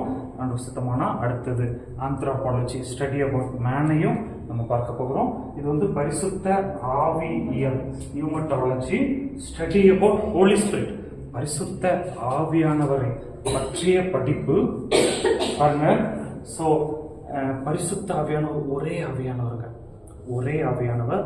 ஆனால் பல சபைகளில் அவரை பல விதமாக பார்க்குறாங்க, வேற விதமாக பார்க்குறாங்க. ஒரு சபை வந்து ஒரு விதமாக பார்க்குறாங்க, இன்னொரு சபை இன்னொரு விதமாக பார்க்குறாங்க, இன்னொரு சபை இன்னொரு விதமாக பார்க்குறாங்க. ஸோ இன்னைக்கு நம்ம பைபிள் கிளாஸில் பரிசுத்த ஆவி என்றால் என்ன, இதை குறித்து நம்ம பார்க்க போகிறோம். அதுக்கு முன்னாடி நீங்கள் சொல்லுங்கள், உங்களுக்கு தெரிஞ்ச சொல்லுங்கள் பாஸ்டர் ஐயா. பரிசுத்த ஆவியானவர்னா யார்? உங்கள் மைண்டுக்கு வர தாட் என்ன? பரிசுத்த ஆவியானவர் வழிநடத்துகிறவர். வெரி குட், நல்ல குட் பாயிண்ட். நோட் பண்ணுறவங்க நோட் பண்ணிக்கோங்க. அவர் வந்து வழி நடத்துகிறவர். பரிசுத்த ஆவியானவர் வந்து நம்மை வழி நடத்துகிறவர். ஓகே பிரதர், உங்கள் பேர் மாறன்ல, full name Kumar Maran. Okay Kumar brother, சொல்லுங்கள் பரிசுத்த ஆவியானவரை பற்றி உங்கள் தாட் என்ன? வரங்களை தருகிறவர். பரிசுத்த ஆவியானவர் வரங்களை தருகிறவர். இது நல்ல பாயிண்ட். சிஸ்டர் சொல்லுங்க, பரிசுத்த ஆவியானவர்னா நம்மளை வழி நடத்துகிறவர். Very good. ஓகே, பரிசுத்த ஆவியானவரை பற்றி சில காரியங்கள் நம்ம படிப்போம். எழுதுறவங்க எழுதி கொள்ளுங்க. பரிசுத்த ஆவியானவர் திருத்துவத்தில் 3ஆம் நபர். பிதா முதல்ல, குமாரன் 2வது, பரிசுத்த ஆவியானவர் 3வது. சரிங்களா? திருத்துவத்தில் 3ஆம் நபர்.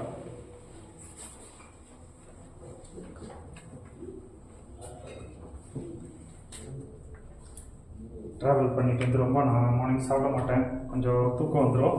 இன்னைக்கு தேவராஜ் சார் வீட்டுக்கு கூட்டிகிட்டு போய் சப்பாத்தி கொடுத்து என்னை ரொம்ப டயர்ட் பண்ணி விட்டாங்க, எக்ஸ்ட்ரா டயர்ட் பண்ணி விட்டாங்க. ஓகே, பரிசுத்த ஆவியானவர் வந்து 3ஆம் நபர், திருத்துவத்தில் 3ஆம் நபர். சரிங்களா? அடுத்த பாயிண்ட் எழுதி கொள்ளுங்க. அவர் ஆள் தத்துவம் உடையவர். ஆள் தத்துவம்.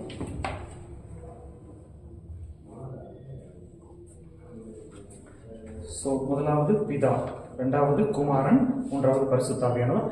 ஆள் தத்துவம் உடையவர்னா என்ன அர்த்தங்க? He's a person. இங்கிலீஷ்ல வந்து இஸ் எ பர்சன். பர்சன்னா என்னங்க? வெரி குட், அவர் ஒரு நபர். அதுக்கு ஒரு எக்ஸாம்பிள் பாருங்க. இப்போ நம்ம கரண்ட்டை தொட்டால் கரண்ட் வந்து ஷாக் அடிக்கும். ஷாக் அடிச்சு நம்ம வந்து கீழே விழுந்துருவோம். கீழே விழுந்த உடனே கரண்ட் நம்மளை பார்த்து ஃபீல் பண்ணுமா? யோ, என்னை தொட்டுட்டியே, நீ ஷாக் அடிச்சிட்டியே, கீழே விழுந்துட்டியேன்னு சொல்லி கரண்ட் நம்மளை பார்த்து ஃபீல் பண்ணுமா? ஃபீல் பண்ணாது. ஆனால் பரிசுத்த ஆவியானவர் அப்படி இல்லை. அவர் நம்மை வழி நடத்துவார். வழி நடத்துகிறவர் மாத்திரமல்ல, அவர் வந்து ஃபீலிங்ஸ் உடையவர். ஸோ நம்ம தவறான வழியில் போகும்போது அவர் என்ன பண்ணுவார்னா, ஆவியானவர் வந்து ஃபீல் பண்ணுவார். அதுதான் ஆள் தத்துவத்திற்கு ஒரு எக்ஸாம்பிள். அவர் வந்து ஆள் தத்துவம் உடையவருக்கு வந்து இது ஒரு எக்ஸாம்பிள். சரிங்களா? ஓகே, இப்போ ஒரு முக்கியமான கேள்வியை உங்களுக்கு முன்பாக நான் கேட்க போகிறேன். நாம் ரட்சிக்கப்படும் போது, எழுதி கொள்ளுங்க, எல்லாருமே எழுதுங்க. நாம் ரட்சிக்கப்படும் போது பரிசுத்த ஆவியானவர் நமக்குள்ளே வருகிறாரா? நாம் ரட்சிக்கப்படும் போது பரிசுத்த ஆவியானவர் நமக்குள்ளே வருகிறாரா? இல்லை என்றால் காத்திருக்கும் போது, நாம் காத்திருக்கும் போது பரிசுத்த ஆவியானவர் நமக்குள்ளே வருகிறாரா? கேள்வி புரிஞ்சா? நம்ம ரட்சிக்கப்படும் போது ஆவியானவர் நமக்குள்ள வர்றாரா? இல்லைன்னா நம்ம போய் ப்ரேயர்ல தனியா காத்திருக்கும் போது ஆவியானவர் நமக்குள்ள வர்றாரா? ஒரு 2 மினிட்ஸ் இது நீங்க இந்த பாயிண்ட்ஸ் எழுதுங்க. ஃபுல்லா டீட்டெயிலாக எழுத வேண்டாம். நீங்க ரட்சிக்கப்படும் போது வருகிறாருன்னு சொன்னீங்கன்னா ஆமாம் ரட்சிக்கப்படும் போது வருகிறார் அப்படின்னு எழுதுங்க. அதுக்கு சப்போர்ட்டிவாக ஒரு 2 பாயிண்ட்ஸ், இதுக்கு ஒரு அடையாளம் அப்படின்னு சொல்லி எழுதுங்க. இல்லை நம்ம காத்திருக்கும் போது தான் ஆவியானவர் வர்றாரு அப்படின்னு நீங்கள் ஃபீல் பண்ணீங்கன்னா காத்திருக்கும் போது தான் வர்றாரு அப்படின்னு சொல்லி அதுக்கு சப்போர்ட்டிவாக ஒரு 2 பாயிண்ட்ஸ் மட்டும் ஒரு 2-3 மினிட்ஸ் எடுத்து எழுதுங்க. இது ஒரு கிளாஸ் ஒர்க் உங்களுக்கு. கொஸ்டின் புரிஞ்சுல? எல்லாருக்கும் புரிஞ்சுல பாஸ்டர்? ஓகே. நீங்கள் எழுத முடியலன்னா நீங்கள் திங்க் பண்ணுங்க, நீங்கள் சொல்லலாம். புரிஞ்சுல பிரதர் கொஸ்டின் உங்களுக்கு பிரதர்? ஓகே.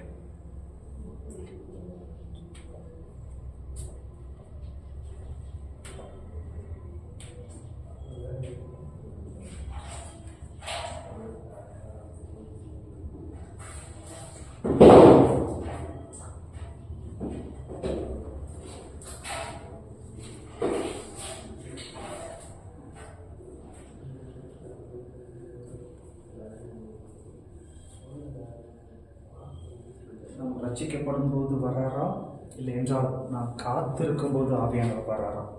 ஒரு 2 பாயிண்ட்ஸ் இருந்து 2 மினிட்ஸ் எடுத்துக்கொள்ளும்.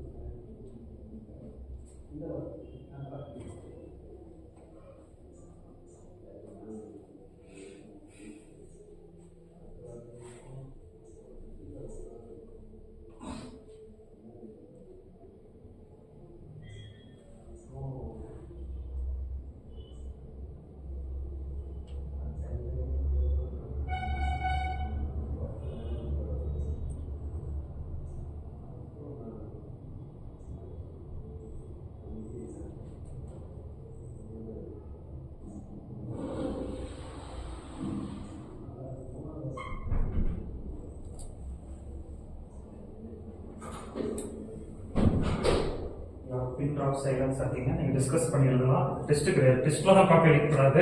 இதில் நீங்கள் காப்பி அடிக்கலாம், டிஸ்கஸ் பண்ணலாம். சரிங்களா? டெஸ்ட்டில் காப்பி அடித்தா உங்களுக்கு மார்க் மைனஸ் பண்ணிடுவோம். இதில் நீங்கள் டிஸ்கஸ் பண்ணலாம். டிஸ்கஸ் பண்ணுங்கள், பக்கத்தில் கேட்டு எழுதுங்க, அப்படியே டிஸ்கஸ் பண்ணுங்கள். டிஸ்கஸ் பண்ணி படிக்கிறது நல்லதுங்க, நமக்கு நாலேஜ் வந்து கொண்டு வரும். டிஸ்கஸ் பண்ணி நீங்கள் எழுதுங்க. ரட்சிக்கப்படும் போது ஆவியானவர் வருகிறாரா, இல்லை என்றால் காத்திருக்கும் போது வருகிறார்?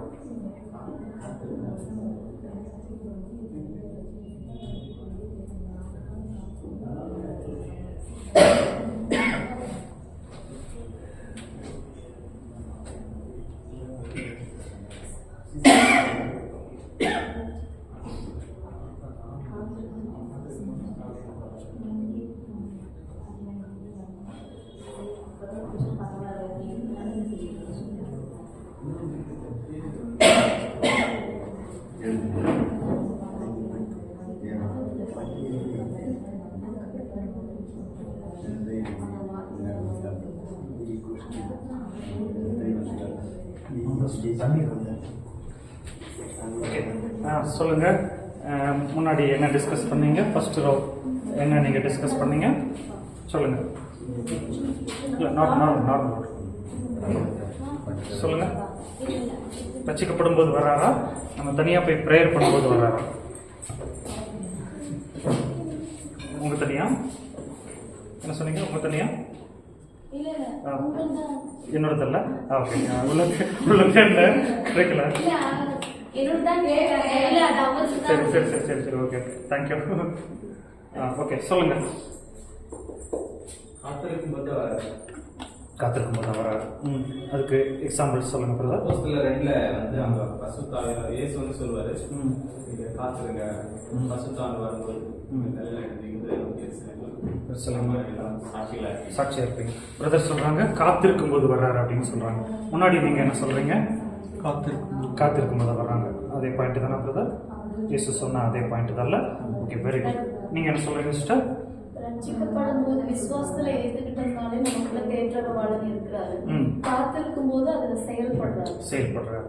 சிஸ்டர் வந்து இன்னொரு பாயிண்ட் சொல்றாங்க, ரட்சிக்கப்படும் போது அவர் இருக்கிறாரு, காத்திருக்கும் போது செயல்படுறாரு. நல்ல பாயிண்ட் அது. லாஸ்டா மற்றவங்க என்ன சொல்றீங்க? யோவான்ஸ்தானன் வந்து சொல்லுவார் இல்லையா, அதாவது அவர் ஞானஸ்தானம் போகும்போது எனக்கு பின்னாடி என்னிலும் ஒருத்தர் வருவார், அவர் வந்து உங்களுக்கு வந்து ஆவியானவரை தருவார். அப்போ நம்ம வந்து வெயிட் பண்ண சொல்றாரு, அவர் வந்து நமக்கு கொடுப்பாரு, வெயிட் பண்ண சொல்கிறாரு. ஓகே, ஸோ பைபிள் காலேஜில் நிறைய டிஸ்கஷன்ஸ் இருக்குங்க. அப்போ நான் இன்னொரு கேள்வி கேட்குறேன் உங்ககிட்ட. பாருங்கள், நம்ம ரட்சிக்கப்படும் போது நம்ம ஞானஸ்நானம் எடுப்போம், சரிங்களா? ஞானஸ்நானம் எடுத்து நம்ம ரட்சிக்கப்படுவோம், முக்கிய எடுப்பாங்க. ஞானஸ்நானம் என்ன அடையாளம்னா, பாஸ்டர் வந்து நம்மளை தண்ணிக்குள்ளே முக்கும்போது ஞானஸ்நானம் வந்து யாருக்கு கொடுக்கணும்னா மரித்த மனிதனுக்கு கொடுக்கணும். பழைய மனுஷன் மரிக்கிறான் அப்படின்னு அர்த்தம், அடக்கம் பண்ணுறாங்க அப்படின்னு அர்த்தம். மேலே எடுக்கும்போது புதிய மனுஷன் உயிர் தெழுகிறான் அப்படின்னு அர்த்தம், சரிங்களா? அப்போது ஞானஸ்நானம் எந்த நாமத்தினால நீங்கள்லாம் ஞானஸ்நானம் எடுத்தீங்க? இதா பரிசுத்தாவின் நாமத்தினால நம்ம ஞானஸ்நானம் எடுத்திருக்கிறோம். அப்போ பிதா இல்லாம, சரி, பரிசுத்தாவியானவர் இல்லாம நம்ம ரட்சிக்கப்பட முடியுமா? முடியாதுல்ல. அப்ப நம்ம ரட்சிக்கப்படும் போதே ஆவியானவர் நமக்குள்ள வந்துடுறாருங்க. பாருங்க, சொல்லுங்க. ரட்சிக்கப்பட்ட ஞானஸ்தானம் எடுத்ததுக்கு அப்புறம் முன்னாடியெல்லாம் நமக்கு அந்த பாவத்தை குறித்து உணர்வு இருக்காது. அந்த ஞானஸ்தானம் எடுத்து அதுக்கப்புறம் வாழும்போது, ரட்சிக்கப்பட்டு உண்மையான ரட்சிப்பு வந்து வரும்போது நம்ம தப்பு பண்ணும்போது உணர்த்துவாரு. அவர் அப்போ வரல, இருந்தாலும் அந்த உணர்த்துவாரு, இந்த பாவத்தை குறித்து எல்லாம் உணர்த்து. ஓகே, ஸோ ரட்சிக்கப்படும் போது வருதில்ல, அப்புறம் பின்னாடி தான் வருவாங்க சொல்றீங்க. டிஸ்கஷன் தாராளமா பண்ணலாம். சொல்லுங்க, சொல்லுங்க சிஸ்டர். அதுதான் அந்த மாதிரி அவர் அப்பவும் இருக்காரு. ஓகே, பாருங்க, நம்ம ரட்சிக்கப்படும் போது பரிசுத்தாவியானவர் உதவி இல்லாம நம்ம ரட்சிக்கப்பட முடியாது. எல்லாரும் ஒத்துக்கிறீங்களா?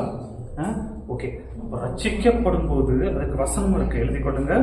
எபேசியர் 1ஆம் அதிகாரம், எபேசியர் 1ஆம் அதிகாரம் 13-14. எபேசியர் 1ஆம் அதிகாரம் 13-14 வாசிங்க. நீங்களும் உங்கள் ரட்சிப்பின் சுவிசேஷமாகிய சத்திய வசனத்தை கேட்டு விசுவாசிகளான போது வாக்குத்தத்தம் பண்ணப்பட்ட பரிசுத்த ஆவியால் அவருக்குள் முத்திரை போடப்பட்டீர்களே அப்படின்னா என்ன அர்த்தம்னா, ரட்சிக்கப்படும் போதே பரிசுத்தாவியானவர் வந்து நம்மளை சீல் வச்சிடறாருன்னு அர்த்தங்க. நல்லா புரிந்து கொள்ளுங்க. பைபிள் காலேஜ் நம்ம படிக்கும்போது ஒரு வசனத்தை மாத்திரம் படித்து ஒரு உபதேசத்தை நம்ம நம்பக்கூடாது, அது ஸ்தாபிக்க கூடாது. அவங்க காத்திருந்தாங்க, எருசலேம்ல மேலறையில காத்திருந்தாங்க. அதனால அதுதான் சரின்னு சொல்லி எல்லாத்தையும் நம்ம ஸ்தாபிக்க கூடாதுங்க. ரட்சிக்கப்படும் போது பரிசுத்தாவியானவர் வந்து விடுகிறாரு. பின்னர் நம்ம காத்திருக்கும் போது ஏற்கனவே நமக்குள்ள வந்த ஆவியானவரை நம்ம வந்து அனல் மூட்டி எழுப்புறோம். நல்லா புரிந்து கொள்ளுங்க. மறுபடியும் ஆவியானவருக்காக சில பேர் சொல்லுவாங்க, இப்ப பரிசுத்தாவியை பெற்றுக்கொள் பெற்றுக்கொள் பெற்றுக்கொள். ஏற்கனவே உள்ள இருக்கிறாருங்க, ரட்சிக்கப்பட்டிருந்தா. ரட்சிக்கப்பட்ட தேவாவியானவரை நம்ம என்ன பண்ணணும்னா அனல் மூட்டி எழுப்ப வேண்டும். அது அனல் மூட்டி எழுப்புறது தான் இதோடைய சரியான பதில். புரிஞ்சதா? வேற ஏதாவது கொஸ்டின்ஸ் இருக்கா இதுல? சொல்லுங்க. ரட்சிக்கப்படும் போது ஆவியானவர் நமக்குள்ள இருக்காரு அப்படின்னு நீங்க சொன்னீங்க, அப்புறம் ஏன் நிறைய பேர் ரட்சிக்கப்பட்டு பின்மாற்றத்துல போற காரணம்? ஓகே, இது ஒரு நல்ல கொஸ்டின். நான் இந்த பாட்டு முடிச்சுட்டு இதுக்கு ஆன்சர் பண்றேன். நல்ல கொஸ்டின் பாருங்க. அப்போ ரட்சிப்பு வந்து என்னன்னா, ரட்சிப்பு நம்ம எப்படி நம்ம வந்து ரட்சிக்கப்படுறோம்னா, ரட்சிப்பு எழுதி கொள்ளுங்க. பரிசுத்த ஆவியானவர் வந்து நமக்கு உணர்த்துகிறார்.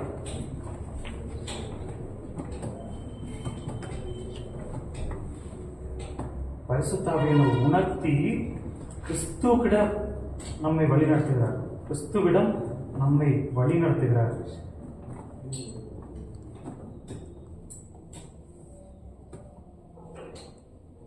கிறிஸ்து என்ன பண்றாருன்னா, நம்மை வந்து பிதாவிடம் ஒப்புரவாக்குகிறார்.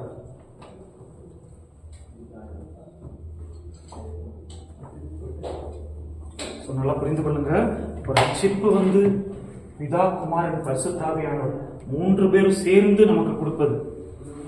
பரிசுத்தாவியானவர் வந்து நம்மை உணர்த்துகிறார். நம்ம வந்து நம்ம கிராமத்துல இருந்திருப்போம், நம்ம வழியில போயிட்டு இருந்திருப்போம். ஆவியானவர் வந்து நம்மை உணர்த்தி கிறிஸ்துவிடம் வழி நடத்தி நம்மை ரட்சிக்கப்பட வைக்கிறாரு. கிறிஸ்து என்ன பண்றாருன்னா, பிதா கிட்ட போய் ஹேண்ட் ஷேக் பண்ண வைத்து ஒப்புரவாக்க விடுறாரு. ஸோ பிதா, குமாரன், பரிசுத்தாவியனுடைய ஒத்தாசை இல்லாம தனியா வந்து நம்ம ரட்சிக்கப்பட முடியாது. நான் மறுபடியும் சொல்றேன். பரிசுத்தாவியானவர் ஒரு சின்ன போர்டுனால தெளிவா ஃபுல்லா எழுத முடியலங்க. யார் லீடர்? யாரு நம்ம கிளாஸ்க்கு லீடரா யாரா போடலாம்? 1 மந்த் ஒரு லீடரை போடலாமா? யாரை ரெக்கமெண்ட் பண்றீங்க லீடரா? சொல்லுங்க. யார் லீடரா இருக்க விரும்புறீங்க? கை தூக்குங்க. இல்லைன்னா யாரை ரெக்கமெண்ட் பண்றீங்க? ஓகே, நம்ம அமுதா சிஸ்டரை போட்டுடலாமா? ஃபர்ஸ்ட் மந்த்து யாரை போடலாம்? ஒரு மந்த் ஒருத்தங்க, சரிங்களா? ஃபர்ஸ்ட் மந்த் வந்து அமுதா சிஸ்டரை போட்டுடலாம். செகண்ட் மந்த் வந்து ஒவ்வொருத்தரை போடலாம், சரிங்களா? ஓகே. ஸோ நீங்க என்ன பண்ணணும்னா பெரிய போர்டு வாங்கி வைக்கணும். ஆர்டர் போட்டிருக்கோம். சரி, வந்துடும்ல. சரி, ஓகே, தேங்க்யூ. ஸோ பாருங்க, பரிசுத்த ஆவியானவர் வந்து நம்ம பாவத்தில் உணர்த்துகிறார், உணர்த்தி கிறிஸ்துவிடம் வழி நடத்துகிறாரு. கிறிஸ்து வந்து என்ன பண்றாருன்னா பிதா கிட்ட நம்மளை ஒப்புரவாக்குறார். ஸோ பிதா குமாரன் பரிசுத்த பிதா ஒப்புரவு சரிங்களா? பிதா குமாரன் பரிசுத்த ஆவியானவருடைய துணை இல்லாம நம்ம ரட்சிக்கப்படவே முடியாது. இப்போ இதை எல்லாரும் ஒத்துக்கிறீங்களா? இதுக்கு மேல கொஸ்டின்ஸ் இருக்குங்களா? இருக்கு. ஆனா மறுபடியும் அப்போஸ்தலர் 2ஆம் அதிகாரம் 1ஆம் வசனம் வாசிங்க. அப்போஸ்தலர் 2ஆம் அதிகாரம் 1ஆம் வசனம்.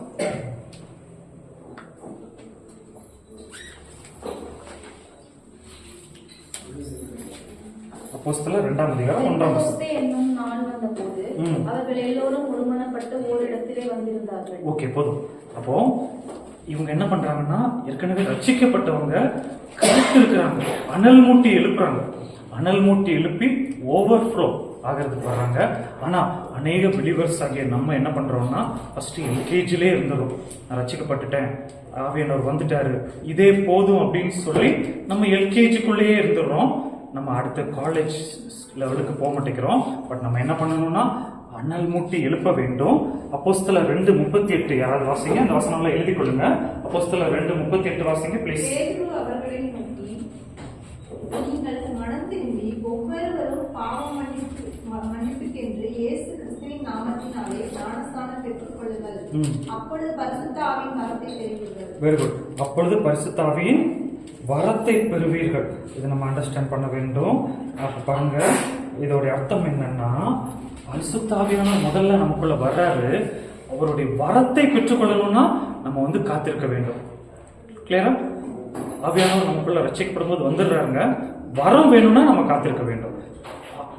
99% பேரு இதோட நின்றுறாங்க, எல்கேஜியோட நின்றுறாங்க. அடுத்த வரத்தை பெற்றுக்கொள்வதில்லை. பட் பரிசுத்த ஆவியானவர் வரத்துக்குள்ள பயங்கரமான அனுபவங்கள் இருக்குங்க. பயங்கரமான அனுபவம். எனக்கெல்லாம் வந்து நான் ப்ரேயர் பண்ணி கொண்டிருக்கும் போது சில வேளை பரிசுத்த ஆவியானவர் வரும்போது மிகுந்த சந்தோஷமா இருக்கும்.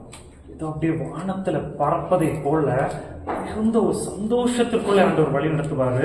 இது ஒரு பாட்டு. சில வேளை ஆவியானவர் வந்து நமக்கு துக்கத்தை தருவார், ஆத்ம பாரத்தை தருவார். ஆத்ம பாரம், துக்கம் எல்லாம் வரும்போது இருதயம் வந்து கசந்து போயிடும், மன கசந்து போயிடும். அது ஒரு பாரம் நம்மளை அழுத்துச்சுன்னா அது ஒரு அரை மணி நேரம் நமக்கு அந்த ரூமை விட்டு வெளியே வர முடியாது. நான் ப்ரேயர் பண்ணி முடிக்கும் போது சில நேரம் அப்படி வந்துடும். மைண்டெல்லாம் டிஸ்டர்ப் ஆயிடும், கசந்து போகும், ஆவி கசந்து போகும்போது என் பையன் வந்து கூப்பிடுவான், அப்பா வாங்க அப்படின்னு கூப்பிடுவான். அவனுக்கு ரெஸ்பான்ஸ் பண்ண முடியாது. அந்த அளவுக்கு பரிசுத்த ஆவியானவர் வழி நடத்துவாரு. பல ஆங்கிள்ஸ் இருக்குங்க பரிசுத்த ஆவியானவர் கிட்ட. நம்ம பேபிஸா இருந்து ஃபர்ஸ்ட் ஸ்டெப்லேயே இருக்கவே கூடாது. ஸோ இந்த கிளாஸ் மூலமாக நான் என்ன சொல்ல வர்றேன்னா, நீங்க வந்து பரிசுத்த ஆவியின் வரத்தை பெற்றுக்கொள்ள வேண்டும். வரத்தை பெற்றுக்கொண்டு இது பண்ண வேண்டும். சொல்லுங்க. பரிசுத்த ஆவியானவர் குறிச்சு ஒரு சாட்சி இருக்கு எனக்கு.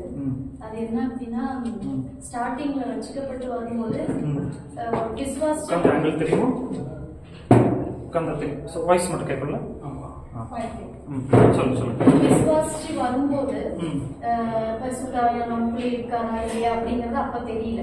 அப்போ அதுல நாள்பட்டு அதுல பலப்படும் போது இந்த வசனங்கள்லாம் தியானிக்கும் போது பரிசுத்த ஆவியானவர் நமக்குள்ள இருக்கிறாருன்னு நான் தெரிஞ்சுக்கிட்டேன். எனக்குள்ளதான் இருக்கிறாரு. அதை வந்து நம்ம மன வாஞ்சையினால அவர் வந்து அந்த வரத்தை வாங்கணும் அப்படின்னு ஒரு தாகம் நமக்குள்ள வரும்போதுதான் அவர் நமக்குள்ள ஆக்டிவேட்டே ஆகுறாரு. உட்கார்ந்தாலும் தெரியும், ஆக்டிவேட்டே ஆகுறாரு. அந்த ஆக்டிவேட் ஆகாது ஃபர்ஸ்ட் ஸ்டெப்பே ஆக்டிவேட் ஆயிட்டோம் அப்படின்னா நெக்ஸ்ட் ஸ்டெப்பே அவரே உணர்த்துறாரு. நெக்ஸ்ட் உனக்கு இந்த வாரம் இருக்கு, இந்த வாரத்தை நான் தருவேன் அப்படிங்கறது அதை கிளியரா தெரிஞ்சுக்க முடியுது. Very good point sister. பேசுனதை நீங்க கேட்டிருந்தீங்கன்னா, முதல்ல ஆவியானவர் நமக்குள்ள இருக்கிறாரு. ரட்சிக்கப்படும் போது ஆக்டிவேட் பண்ணப்படல. Super point. ஆக்டிவேட் பண்ணாம சிம் கார்டை வந்து நம்ம வந்து செல்லுக்குள்ளே போட்டு வச்சுருக்கிறோம் ஆக்டிவேட் பண்ணாமல். ஆக்டிவேட் பண்ணணும், நெட்டு கனெக்ஷன் கொடுக்கணும், ஒய்ஃபை கொடுக்கணும். அப்போ தான் வந்து இவ்வளோ இது இருக்குது. Super point. அது அப்படிதான் ஒரு எக்ஸாம்பிள் கொடுத்தாரு. மொபைல் ஃபோன் வந்து இதா மாதிரி, அதுல சிம் கார்டு வந்து ஜீசஸ் கிரைஸ்ட் மாதிரி, அந்த நாலேஜ் வந்து வைஃபை பிராட்பேண்ட் கனெக்ஷன் மாதிரி. அதை ஆக்டிவேட் பண்ணும்போது அது நாலேஜ் நமக்குள்ள இருந்து வெளியில வரும். சிஸ்டர் சீக்கிரமா இங்க வந்துருவாங்க, நாங்க வந்து அடுத்த ஊருக்கு போயிடுவோம். ஓகே, ரொம்ப சந்தோஷம், நல்ல பாயிண்ட் இது. ஓகே பாருங்க, அப்போ நம்ம ஆக்டிவேட் பண்ணாம வைத்திருக்கிறோம். ஆக்டிவேட் பண்ணி ஆண்டவர் வரங்களை தருகிறார். சொல்றாரு, இந்த வரம் இருக்கு உனக்கிட்ட, நீ பெற்றுக்கொள்ள அப்படின்னு சொல்லி. பல பேர் நம்ம ஆக்டிவேட் பண்ணாம வைத்துட்டு இருக்கிறோம். இது நல்ல சூப்பர் பாயிண்ட், இதை நீங்க நோட் பண்ணிக்கோங்க. உங்களுக்கு கிளியர் ஆயிடுச்சா சிஸ்டர்? ஓகே, ரட்சிப்பு நீங்கள் கேட்டீங்கல்ல, அது பெரிய சப்ஜெக்ட்டு. ரட்சிக்கப்பட்டவங்க பின்மாறி போவாங்களா போக மாட்டாங்களா, பெரிய சப்ஜெக்ட்டு. அது நாங்கள் 3rd இயரில் தான் சொல்லிக் கொடுப்போம். 1st இயரில் சொன்னால் கன்ஃபியூஸ் ஆகிடும். ஏன்னா சிலர் என்ன சொல்கிறாங்கன்னா, ரட்சிக்கப்பட்டவங்க பின்மாறி போக முடியாது அப்படி சொல்கிறாங்க. சிலர் சொல்கிறாங்க ரட்சிக்கப்பட்டவங்க பின்மாறி போக வாய்ப்பு இருக்குது அப்படின்னு சொல்கிறாங்க. ஸோ நாங்கள்லாம் டாக்டரேட் படிச்சுட்டு இருக்கிறோம். எங்களுடைய பிலீஃப் வேறு மாதிரி இருக்கும். ஆனால் நான் வந்து இங்கேருந்து நான் டீச் பண்ணல, நான் இங்கேருந்து தான் டீச் பண்ணுறேன். அதான் வந்து உங்களுக்கு யூஸ்ஃபுல்லாக இருக்கும். சரிங்களா? இது எப்படின்னா, நான் சம்டைம்ஸ் ப்ரேயர் பண்ணுவேன். ஆண்டவரே, எனக்கு வந்து என்னோடய ஃபெய்த் வந்து 1 இன்ச்சு 1 ஸ்டெப் டவுன் வரணும் அப்படின்னு ப்ரேயர் பண்ணுவேன். என்ன அர்த்தம் தெரியுமா? இது ஃபெய்த் வந்து இங்கே இருக்கக்கூடாது, அது 1 ஸ்டெப் 1.5 ஸ்டெப் டவுன் வந்து 1 ஜான் கீழே வந்து ஹார்ட்டில் வரணும். அப்படி ப்ரேயர் பண்ணுவேன். ஸோ 1st இயர் வந்து ஹார்ட்டில் வந்து டீச்சிங் வைத்துக் கொள்ளுங்க. ஸோ 3rd இயர் வரும்போது நம்ம ஆழமான கருத்துக்கள் போகலாம். ஓகேங்களா சிஸ்டர்? புரிஞ்சல? ஓகே, வேறு ஏதாச்சும் கொஸ்டின்ஸ் இருக்கா இதில்? இல்லை. அப்போ பரிசுத்த ஆவியானவரை நம்ம பெற்றுக்கொண்டு ஆக்டிவேட் பண்ணி நம்ம பெரிய காரியங்களை சாதிக்கலாம். பெரிய பெரிய பிளான்ஸ் வச்சுருக்காங்க, மிகப்பெரிய பிளான்ஸ் வச்சுருக்காங்க. நம்ம ஜெஸ்னா வந்து என்னுடைய ஆன்லைன் ஸ்டூடெண்ட்டு. ஸோ நாங்கள் கோவிட் டைம்ஸில், லாக்டவுன் டேஸ்லலாம் கிளாஸ் எடுக்கும்போது பல பேருக்கு பல கிஃப்ட்டு. இன்றைக்கி அதை நினச்சி பார்க்கும்போது சந்தோஷமாக இருக்குது. ஜஸ்ட் நல்லா அமைதியாக உட்காந்துருப்பாங்க, அப்படியே பொம்மை மாதிரி உட்காந்துருப்பாங்க. ஆனால் ஆவியானவர் உள்ளே வந்துட்டா பேசுவாங்க, பயங்கரமாக பேசுவாங்க, பயங்கரமான காரியங்களை பேசுவாங்க. அநேகம் பேர். சரிங்களா? ஸோ ஆவியானவர் வந்து நம்ம மேலே வைத்திருக்கிற பிளான் வந்து பெரிய பிளானுங்க. யாராவது ஒருத்தர் எனக்கு தமிழ் பைபிள் கொடுங்களேன் please. Tamil Bible, English Bible நீங்கள் ரீட் பண்ணுறீங்களா? ஓகே, ஆவியானவர் நம்ம மேலே வைத்திருக்கிற பிளான் பெரிய பிளானுங்க. அதுக்கு ஒரு எக்ஸாம்பிள் எடுத்து வாசிங்க. சிம்சோன் சம்பவம் எடுத்துக்கொள்ளுங்க. நியாயாதிபதிகள் புஸ்தகம், நியாயாதிபதிகள் புஸ்தகம், சிம்சோனுடைய சம்பவம் எடுங்க, எல்லாருமே எடுங்க. யோசுவா, நியாயாதிபதிகள். இங்கிலீஷ் ரீட் பண்ணுவீங்களா சிஸ்டர் நீங்க?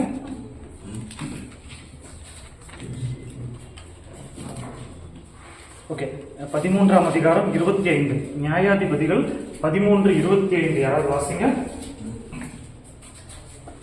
நியாயாதிபதிகள் 13:25. அவன் சோராவுக்கு எஸ்தாவோலுக்கும் நடுவிலுள்ள தானி பாளையத்தில் இருக்கையில் கர்த்தருடைய ஆவியானவர் அவனை துவக்கினார்.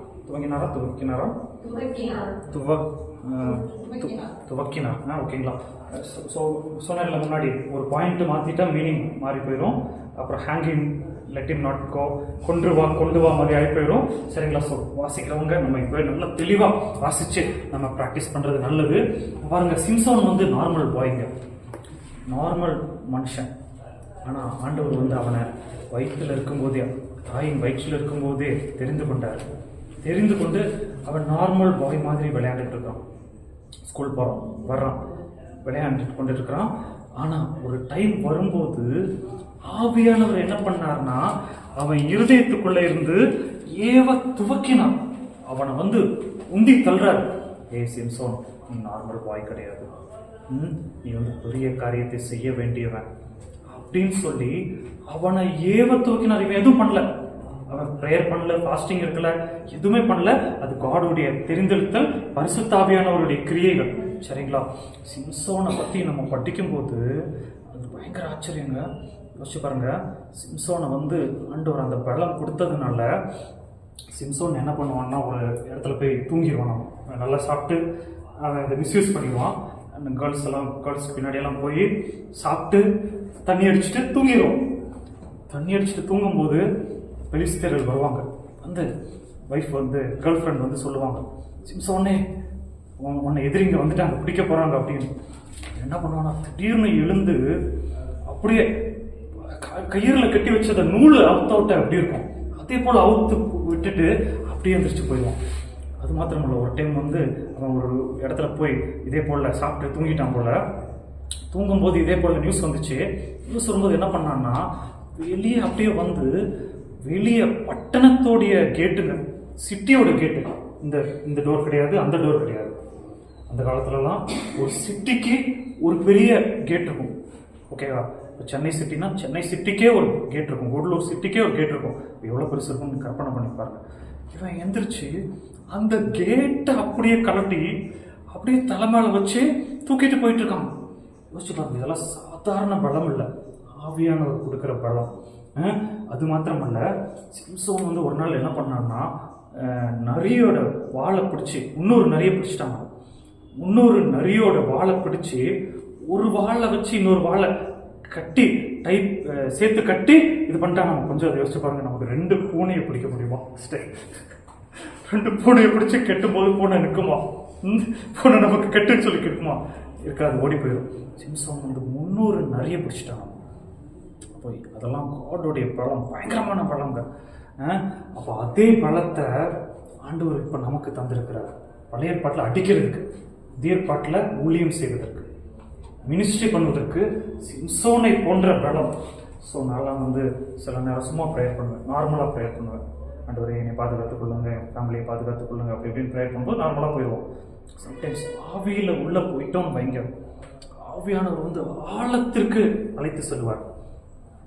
ஆழத்திற்கு அழைத்து சென்று எனக்கெல்லாம் மெயினாக சிம்சோனை ஞாபகப்படுத்துவார். சிம்சோன் வந்து எல்லாம் பயங்கரமான பலம், ஓகேங்களா? சிம்சோன் வந்து பரலோகத்துக்கு போயிட்டேன், ஏன்னா விசுவாச வீரர்கள் பட்டியலில் சிம்சோன் இருக்கிறான். கடைசியில் வின் பண்ணிட்டான், ஓகேங்களா? வின் பண்ணி இது பண்ணிட்டான். அதே பலத்தை ஆவியானவர் நமக்கு ஊழியத்துக்கு தந்திருக்கிறாங்க. நம்ம ப்ரீச் பண்ணால் 1000 பேர் வந்து அப்படியே ரட்சிக்கப்படுவாங்க. விசுவாசுகள்லாம் அப்படியே நடுங்கும், விசுவாசுகள்லாம் நடுங்கி இது பண்ணும். அப்படிப்பட்ட பல விஷன்ஸ் அப்படியே நான் சில நேரம் அப்படியே ப்ரேயர் பண்ணும்போது ஆண்டவர் காட்சி தருவார்.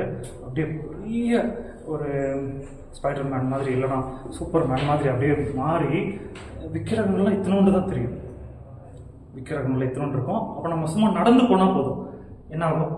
அது அழிஞ்சு போயிடும். அதே போன்ற பல விஷன்ஸ் ஆண்டவர் காட்டுவாங்க. ஸோ பரிசுத்த ஆவியானவரை நம்ம ஆக்டிவேட் பண்ணணும், அதற்குள்ளே நம்ம கடந்து செல்லணும். நமக்கு வரங்களை ஆண்டவர் தந்துடுவார், வரங்களை செயல்படுத்த வைக்கணும். இதை அண்டர்ஸ்டாண்ட் பண்ணிக்கொள்ளுங்க. இதில் வேறு ஏதாச்சும் கொஸ்டின்ஸ் இருக்கா? கொஸ்டின்ஸ் இருக்குங்களாங்க? இல்லை இருந்தால் கேட்டுருங்க, கேட்கலாம், தாராளமாக கேட்கலாம், நோ ப்ராப்ளம். ஓகே, ஸோ முதலாவது பரிசுத்த ஆவியானவர் வந்து நம்ம இது செய்கிறாரு. ரெண்டாவது இன்னொரு கேள்வி கேட்க விரும்புகிறேன்.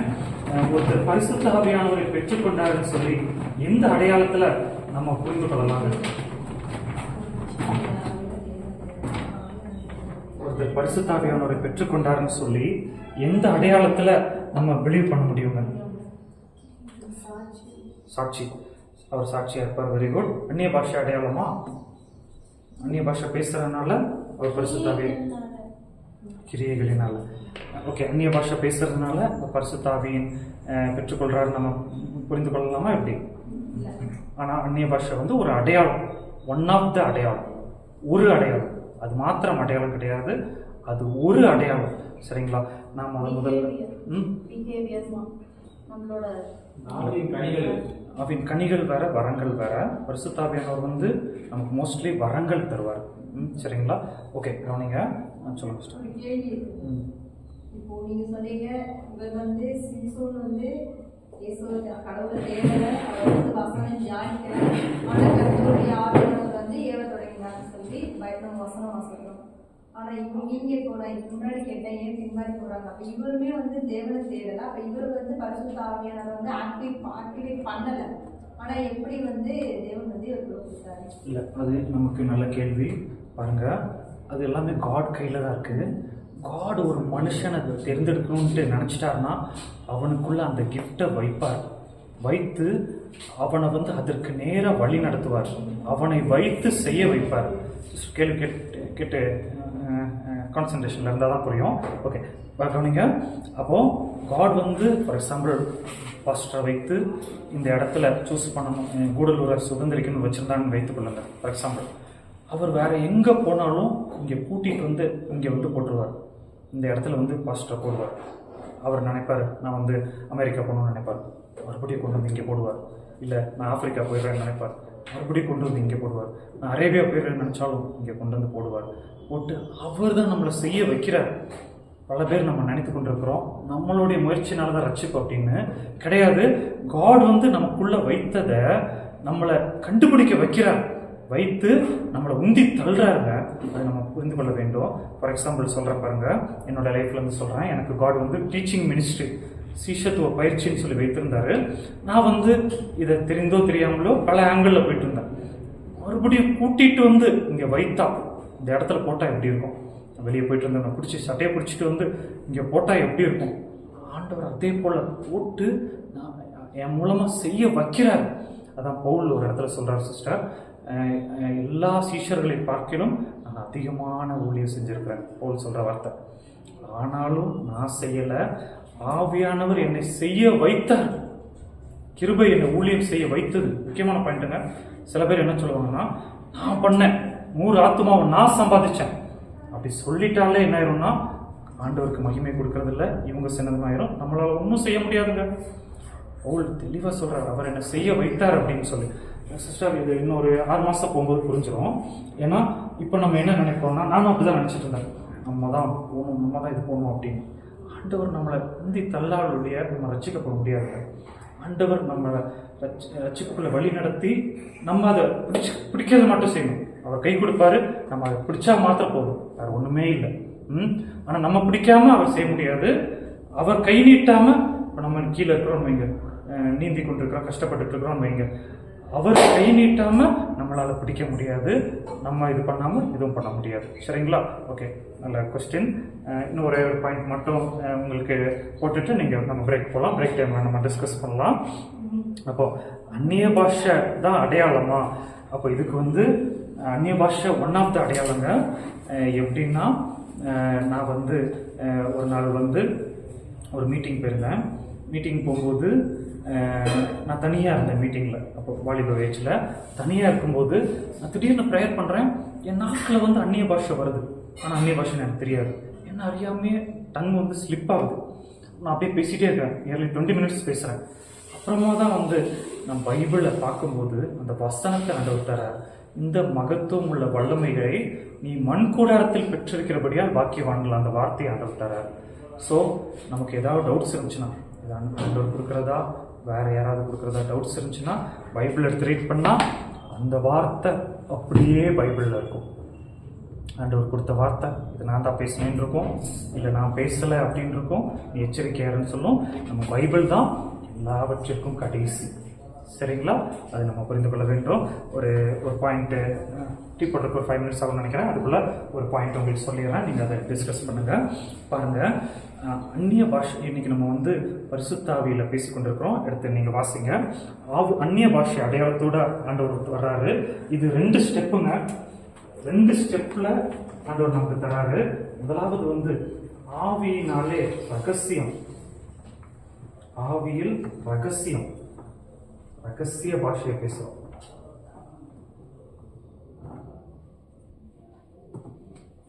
எடுத்தவங்க நீங்கள் வாசிங்க.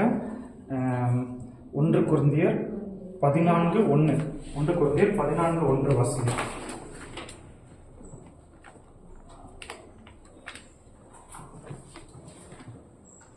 அன்பை நாடுங்கள், ஞான வரங்களை விரும்புங்கள், விசேஷமாய் தீர்க்க தரிசன வரத்தை விரும்புங்கள். 2 வாசிங்க. அந்நிய பாஷை.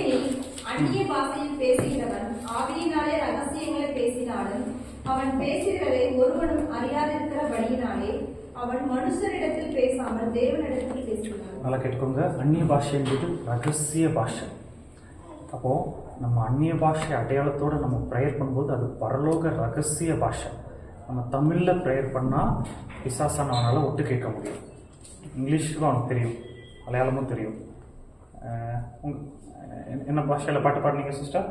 பெட்ட குடும்பம் தெரியும்னு நினைக்கிறேன். பிசாசுக்கு. ஓகேங்களா? ஆனால் அந்நிய பாஷையில் நம்ம பேசுனா அது வந்து ரகசிய பாஷை, பிசாசால் ஒட்டு கேட்க முடியாது. அது நமக்கும் காடுக்கும் உள்ள ஹெவன்லி லாங்குவேஜ், ரகசிய பாஷை. ஸோ அதனால தான் நாங்கள் என்ன சொல்கிறோம்னா, ஆக்டிவேட் பண்ணி அந்நிய பாஷையில் ப்ரேயர் பண்ணுவாங்க. சும்மா சொல்லுங்கள், எத்தனை பேர் அந்நிய பாஷையில் ப்ரேயர் பண்ணுவீங்க? சும்மா கை தூக்குங்க. யாரையும் ஜட்ஜ் பண்ண மாட்டோம். எத்தனை பேர் அந்நிய பாஷையில் ப்ரேயர் பண்ணுவீங்க? Very good. ஓகே. அப்படி ப்ரேயர் பண்ணாதவங்க இந்த கிளாஸ் முடிஞ்ச உடனே லஞ்சு சாப்பிட்டுட்டு வீட்டுக்கு போய் நீங்கள் கேளுங்க, ஆண்டவரே எனக்கு அந்த ரகசிய பாஷை வேணும், பரலோக பாஷை வேண்டும் அப்படின்னு சொல்லி கேளுங்க. ஆண்டவர் கண்டிப்பாக தருவார். இது ஃபஸ்ட்டு ஸ்டெப்பு, சரிங்களா? ஆனால் பல பேர் என்ன பண்ணிடுறாங்கன்னா, இந்த ஃபஸ்ட்டு ஸ்டெப்லேயே நின்று விடுகிறார்கள். இன்னொரு செகண்ட் ஸ்டெப் இருக்குங்க. அந்த ஸ்டெப்பை அநேகர் வந்து எடுக்க மாட்டேங்கிறாங்க. அப்போஸ்தலர் 2:1 முதல் வாசிங்க. இதை படிச்சுட்டு நம்ம பிரேக் போயிடலாம். அப்போஸ்தலர் 2:1 முதல். பெந்தேகோஸ்தே என்னும் நாள் வந்தபோது அவர்கள் எல்லாரும் ஒருமனப்பட்டு ஓரிடத்திலே வந்திருந்தார்கள். 4 வரை வாசிச்சுங்க சிஸ்டர். அப்பொழுது பலத்த காற்று அடிக்கிற முழக்கம் போல வானத்தில் இருந்து சடுதியாய் ஒரு முழக்கம் உண்டாக்கி அவர்கள் உட்கார்ந்திருந்த வீடு முழுவதையும் நிரப்பிற்று. அல்லாமலும் அக்கினிமயமான நாவுகள் போல பிரிந்திருக்கும் நாவுகள் அவர்களுக்கு காணப்பட்டு அவர்கள் ஒவ்வொருவர் மேலும் வந்து அமர்ந்தது. அவர்கள் எல்லோரும் பரிசுத்த ஆவியினாலே நிரப்பப்பட்டு ஆவியானவர் தங்களுக்கு தந்தவரின வரத்தின்படியே வெவ்வேறு பாஷைகளிலே பேச தொடங்கினார்கள். எல்லாரும் இந்த பாயிண்ட்டை நோட் பண்ணுங்க. வெவ்வேறு பாஷை.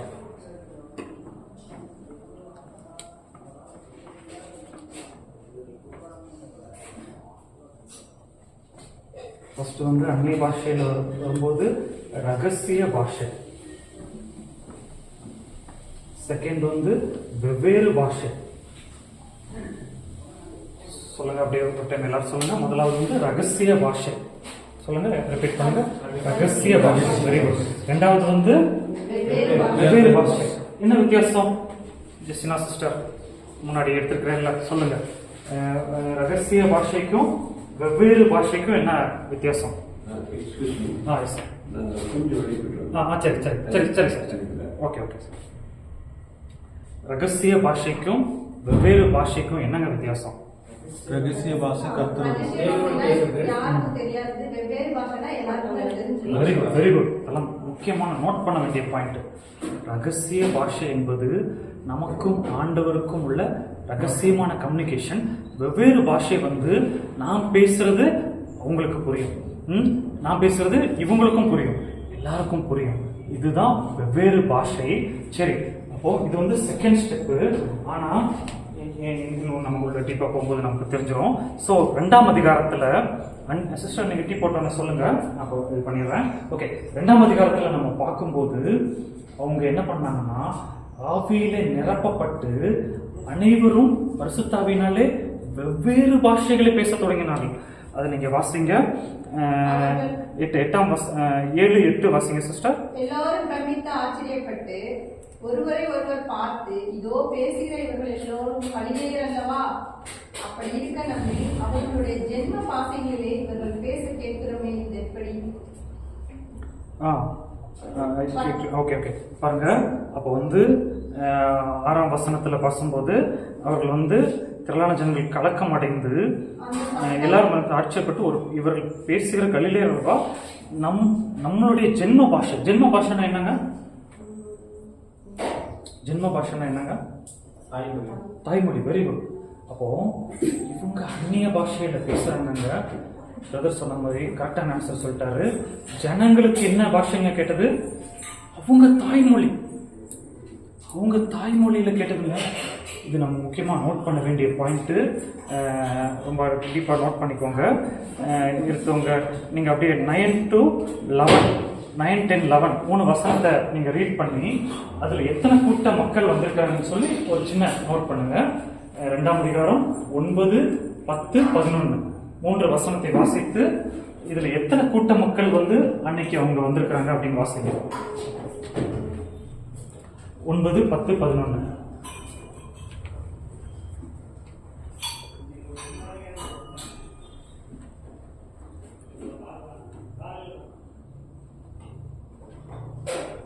ஓகே, எழுதுறீங்களா பிரதர்?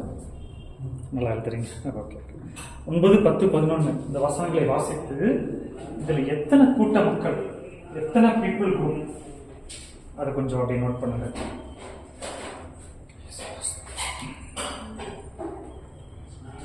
Nine, 10, 11.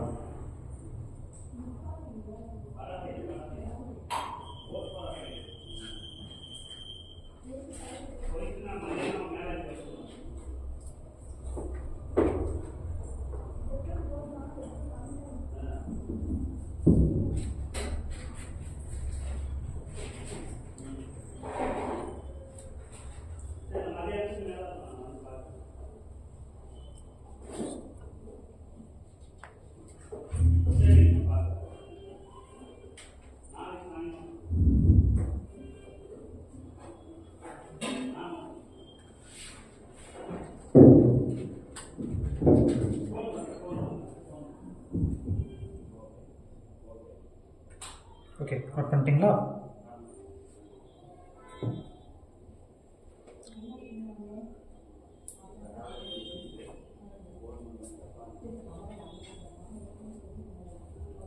எத்தனை கூட்ட மக்கள் வந்திருந்தாங்க?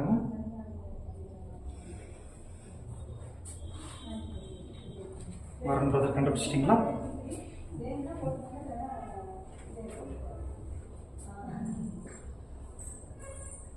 எத்தனை கூட்ட மக்கள் அங்கே வந்திருக்கிறாங்க?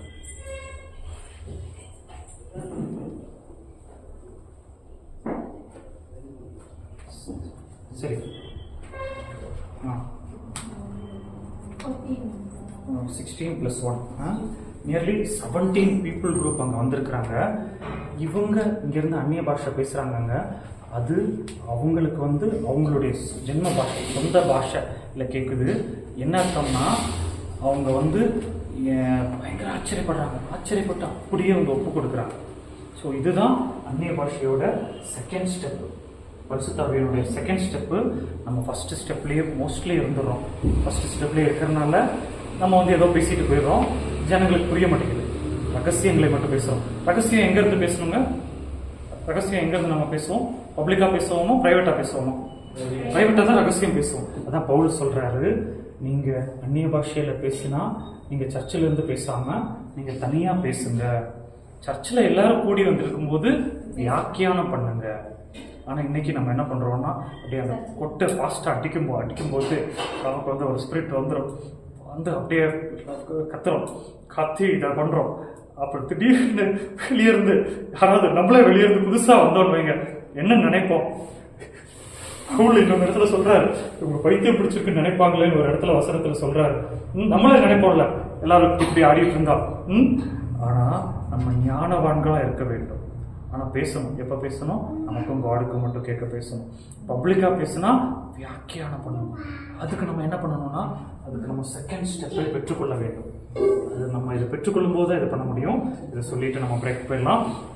பாருங்க, ஆவியானவர் முதல் நூற்றாண்டுல ஆவியானவர் வல்லமையா வெளிப்பட்டார். பவுல், பேதுரு, சிமியோன் போன்றவர்கள் மூலமாக வல்லமையா வெளிப்பட்டார். இப்ப நம்ம எத்தனாவது நூற்றாண்டுல இருக்கோம் தெரியுமா? இப்ப நம்ம எத்தனாவது நூற்றாண்டு தெரியுமா? Which century? Very good. 21வது நூற்றாண்டுல நம்ம இருக்கிறோங்க. அதுக்கப்புறம் முதல் நூற்றாண்டுல வெளிப்பட்ட ஆவியானவர் 2ஆம் நூற்றாண்டு முதல் 19 நூற்றாண்டு வரை சுமார் 18 நூற்றாண்டுகள், 1800 வருடங்கள் ஆவியானவர் மறைந்திருந்தார்னா அவருடைய கிரியைகள் ரொம்ப வெளிப்படவில்லை. அதற்கப்புறம் 20ஆம் நூற்றாண்டு ஆரம்பத்தில் இப்படி ஒரு பைபிள் காலேஜில் அமெரிக்காவில் ஒரு டீச்சர் வந்து ப்ரீச் பண்ணிட்டு இருந்தார், கிளாஸ் எடுத்துகிட்டு இருந்தார். இப்படி வந்து ஆவியானவர் முதல் நூற்றாண்டில் வல்லமை வெளிப்பட்டார் அப்படின்னு சொல்லி கிளாஸ் எடுக்கும்போது ஸ்டூடெண்ட்ஸ் வந்து இன்ட்ரெஸ்டாக கவனிச்சுட்டு இருந்தாங்க. கவனிச்சுட்டு ஈவினிங் வந்து அவங்களுக்கு டியூட்டி இருக்கும். இப்போ ஒரு சிஸ்டர் வந்து காய்கறி கட் பண்ணுற டியூட்டி. அவங்க பேர் என்னன்னா ஆக்னஸ் ஆஸ்மான். ஆக்னஸ் யாரும் ஞாபகம் வச்சுக்கோங்க. செகண்ட் பேர் தெரியலனாலும் பரவாயில்ல. ஆக்னஸ் ஆஸ்மான். அமெரிக்காவில் 20th செஞ்சுரி ஸ்டார்டிங்கில். அப்போ காய்கறி கட் பண்ணிட்டு காலையில் எடுத்த கிளாஸை வந்து அவங்க அப்படியே அசை போட்டுட்டு இருக்கிறாங்க.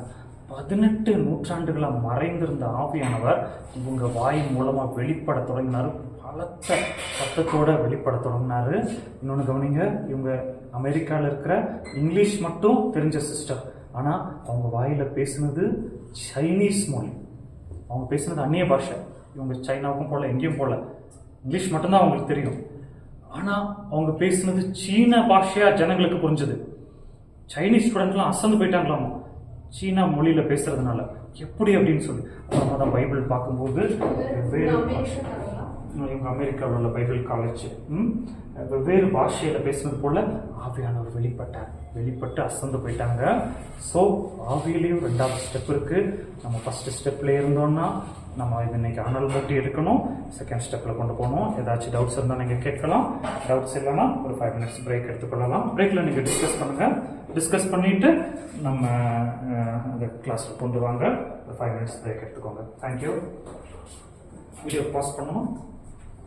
பிரதர் பாஸ் பண்ணால் பாஸ் பண்ணிடுங்க. பாஸ் பண்ணிடுங்க.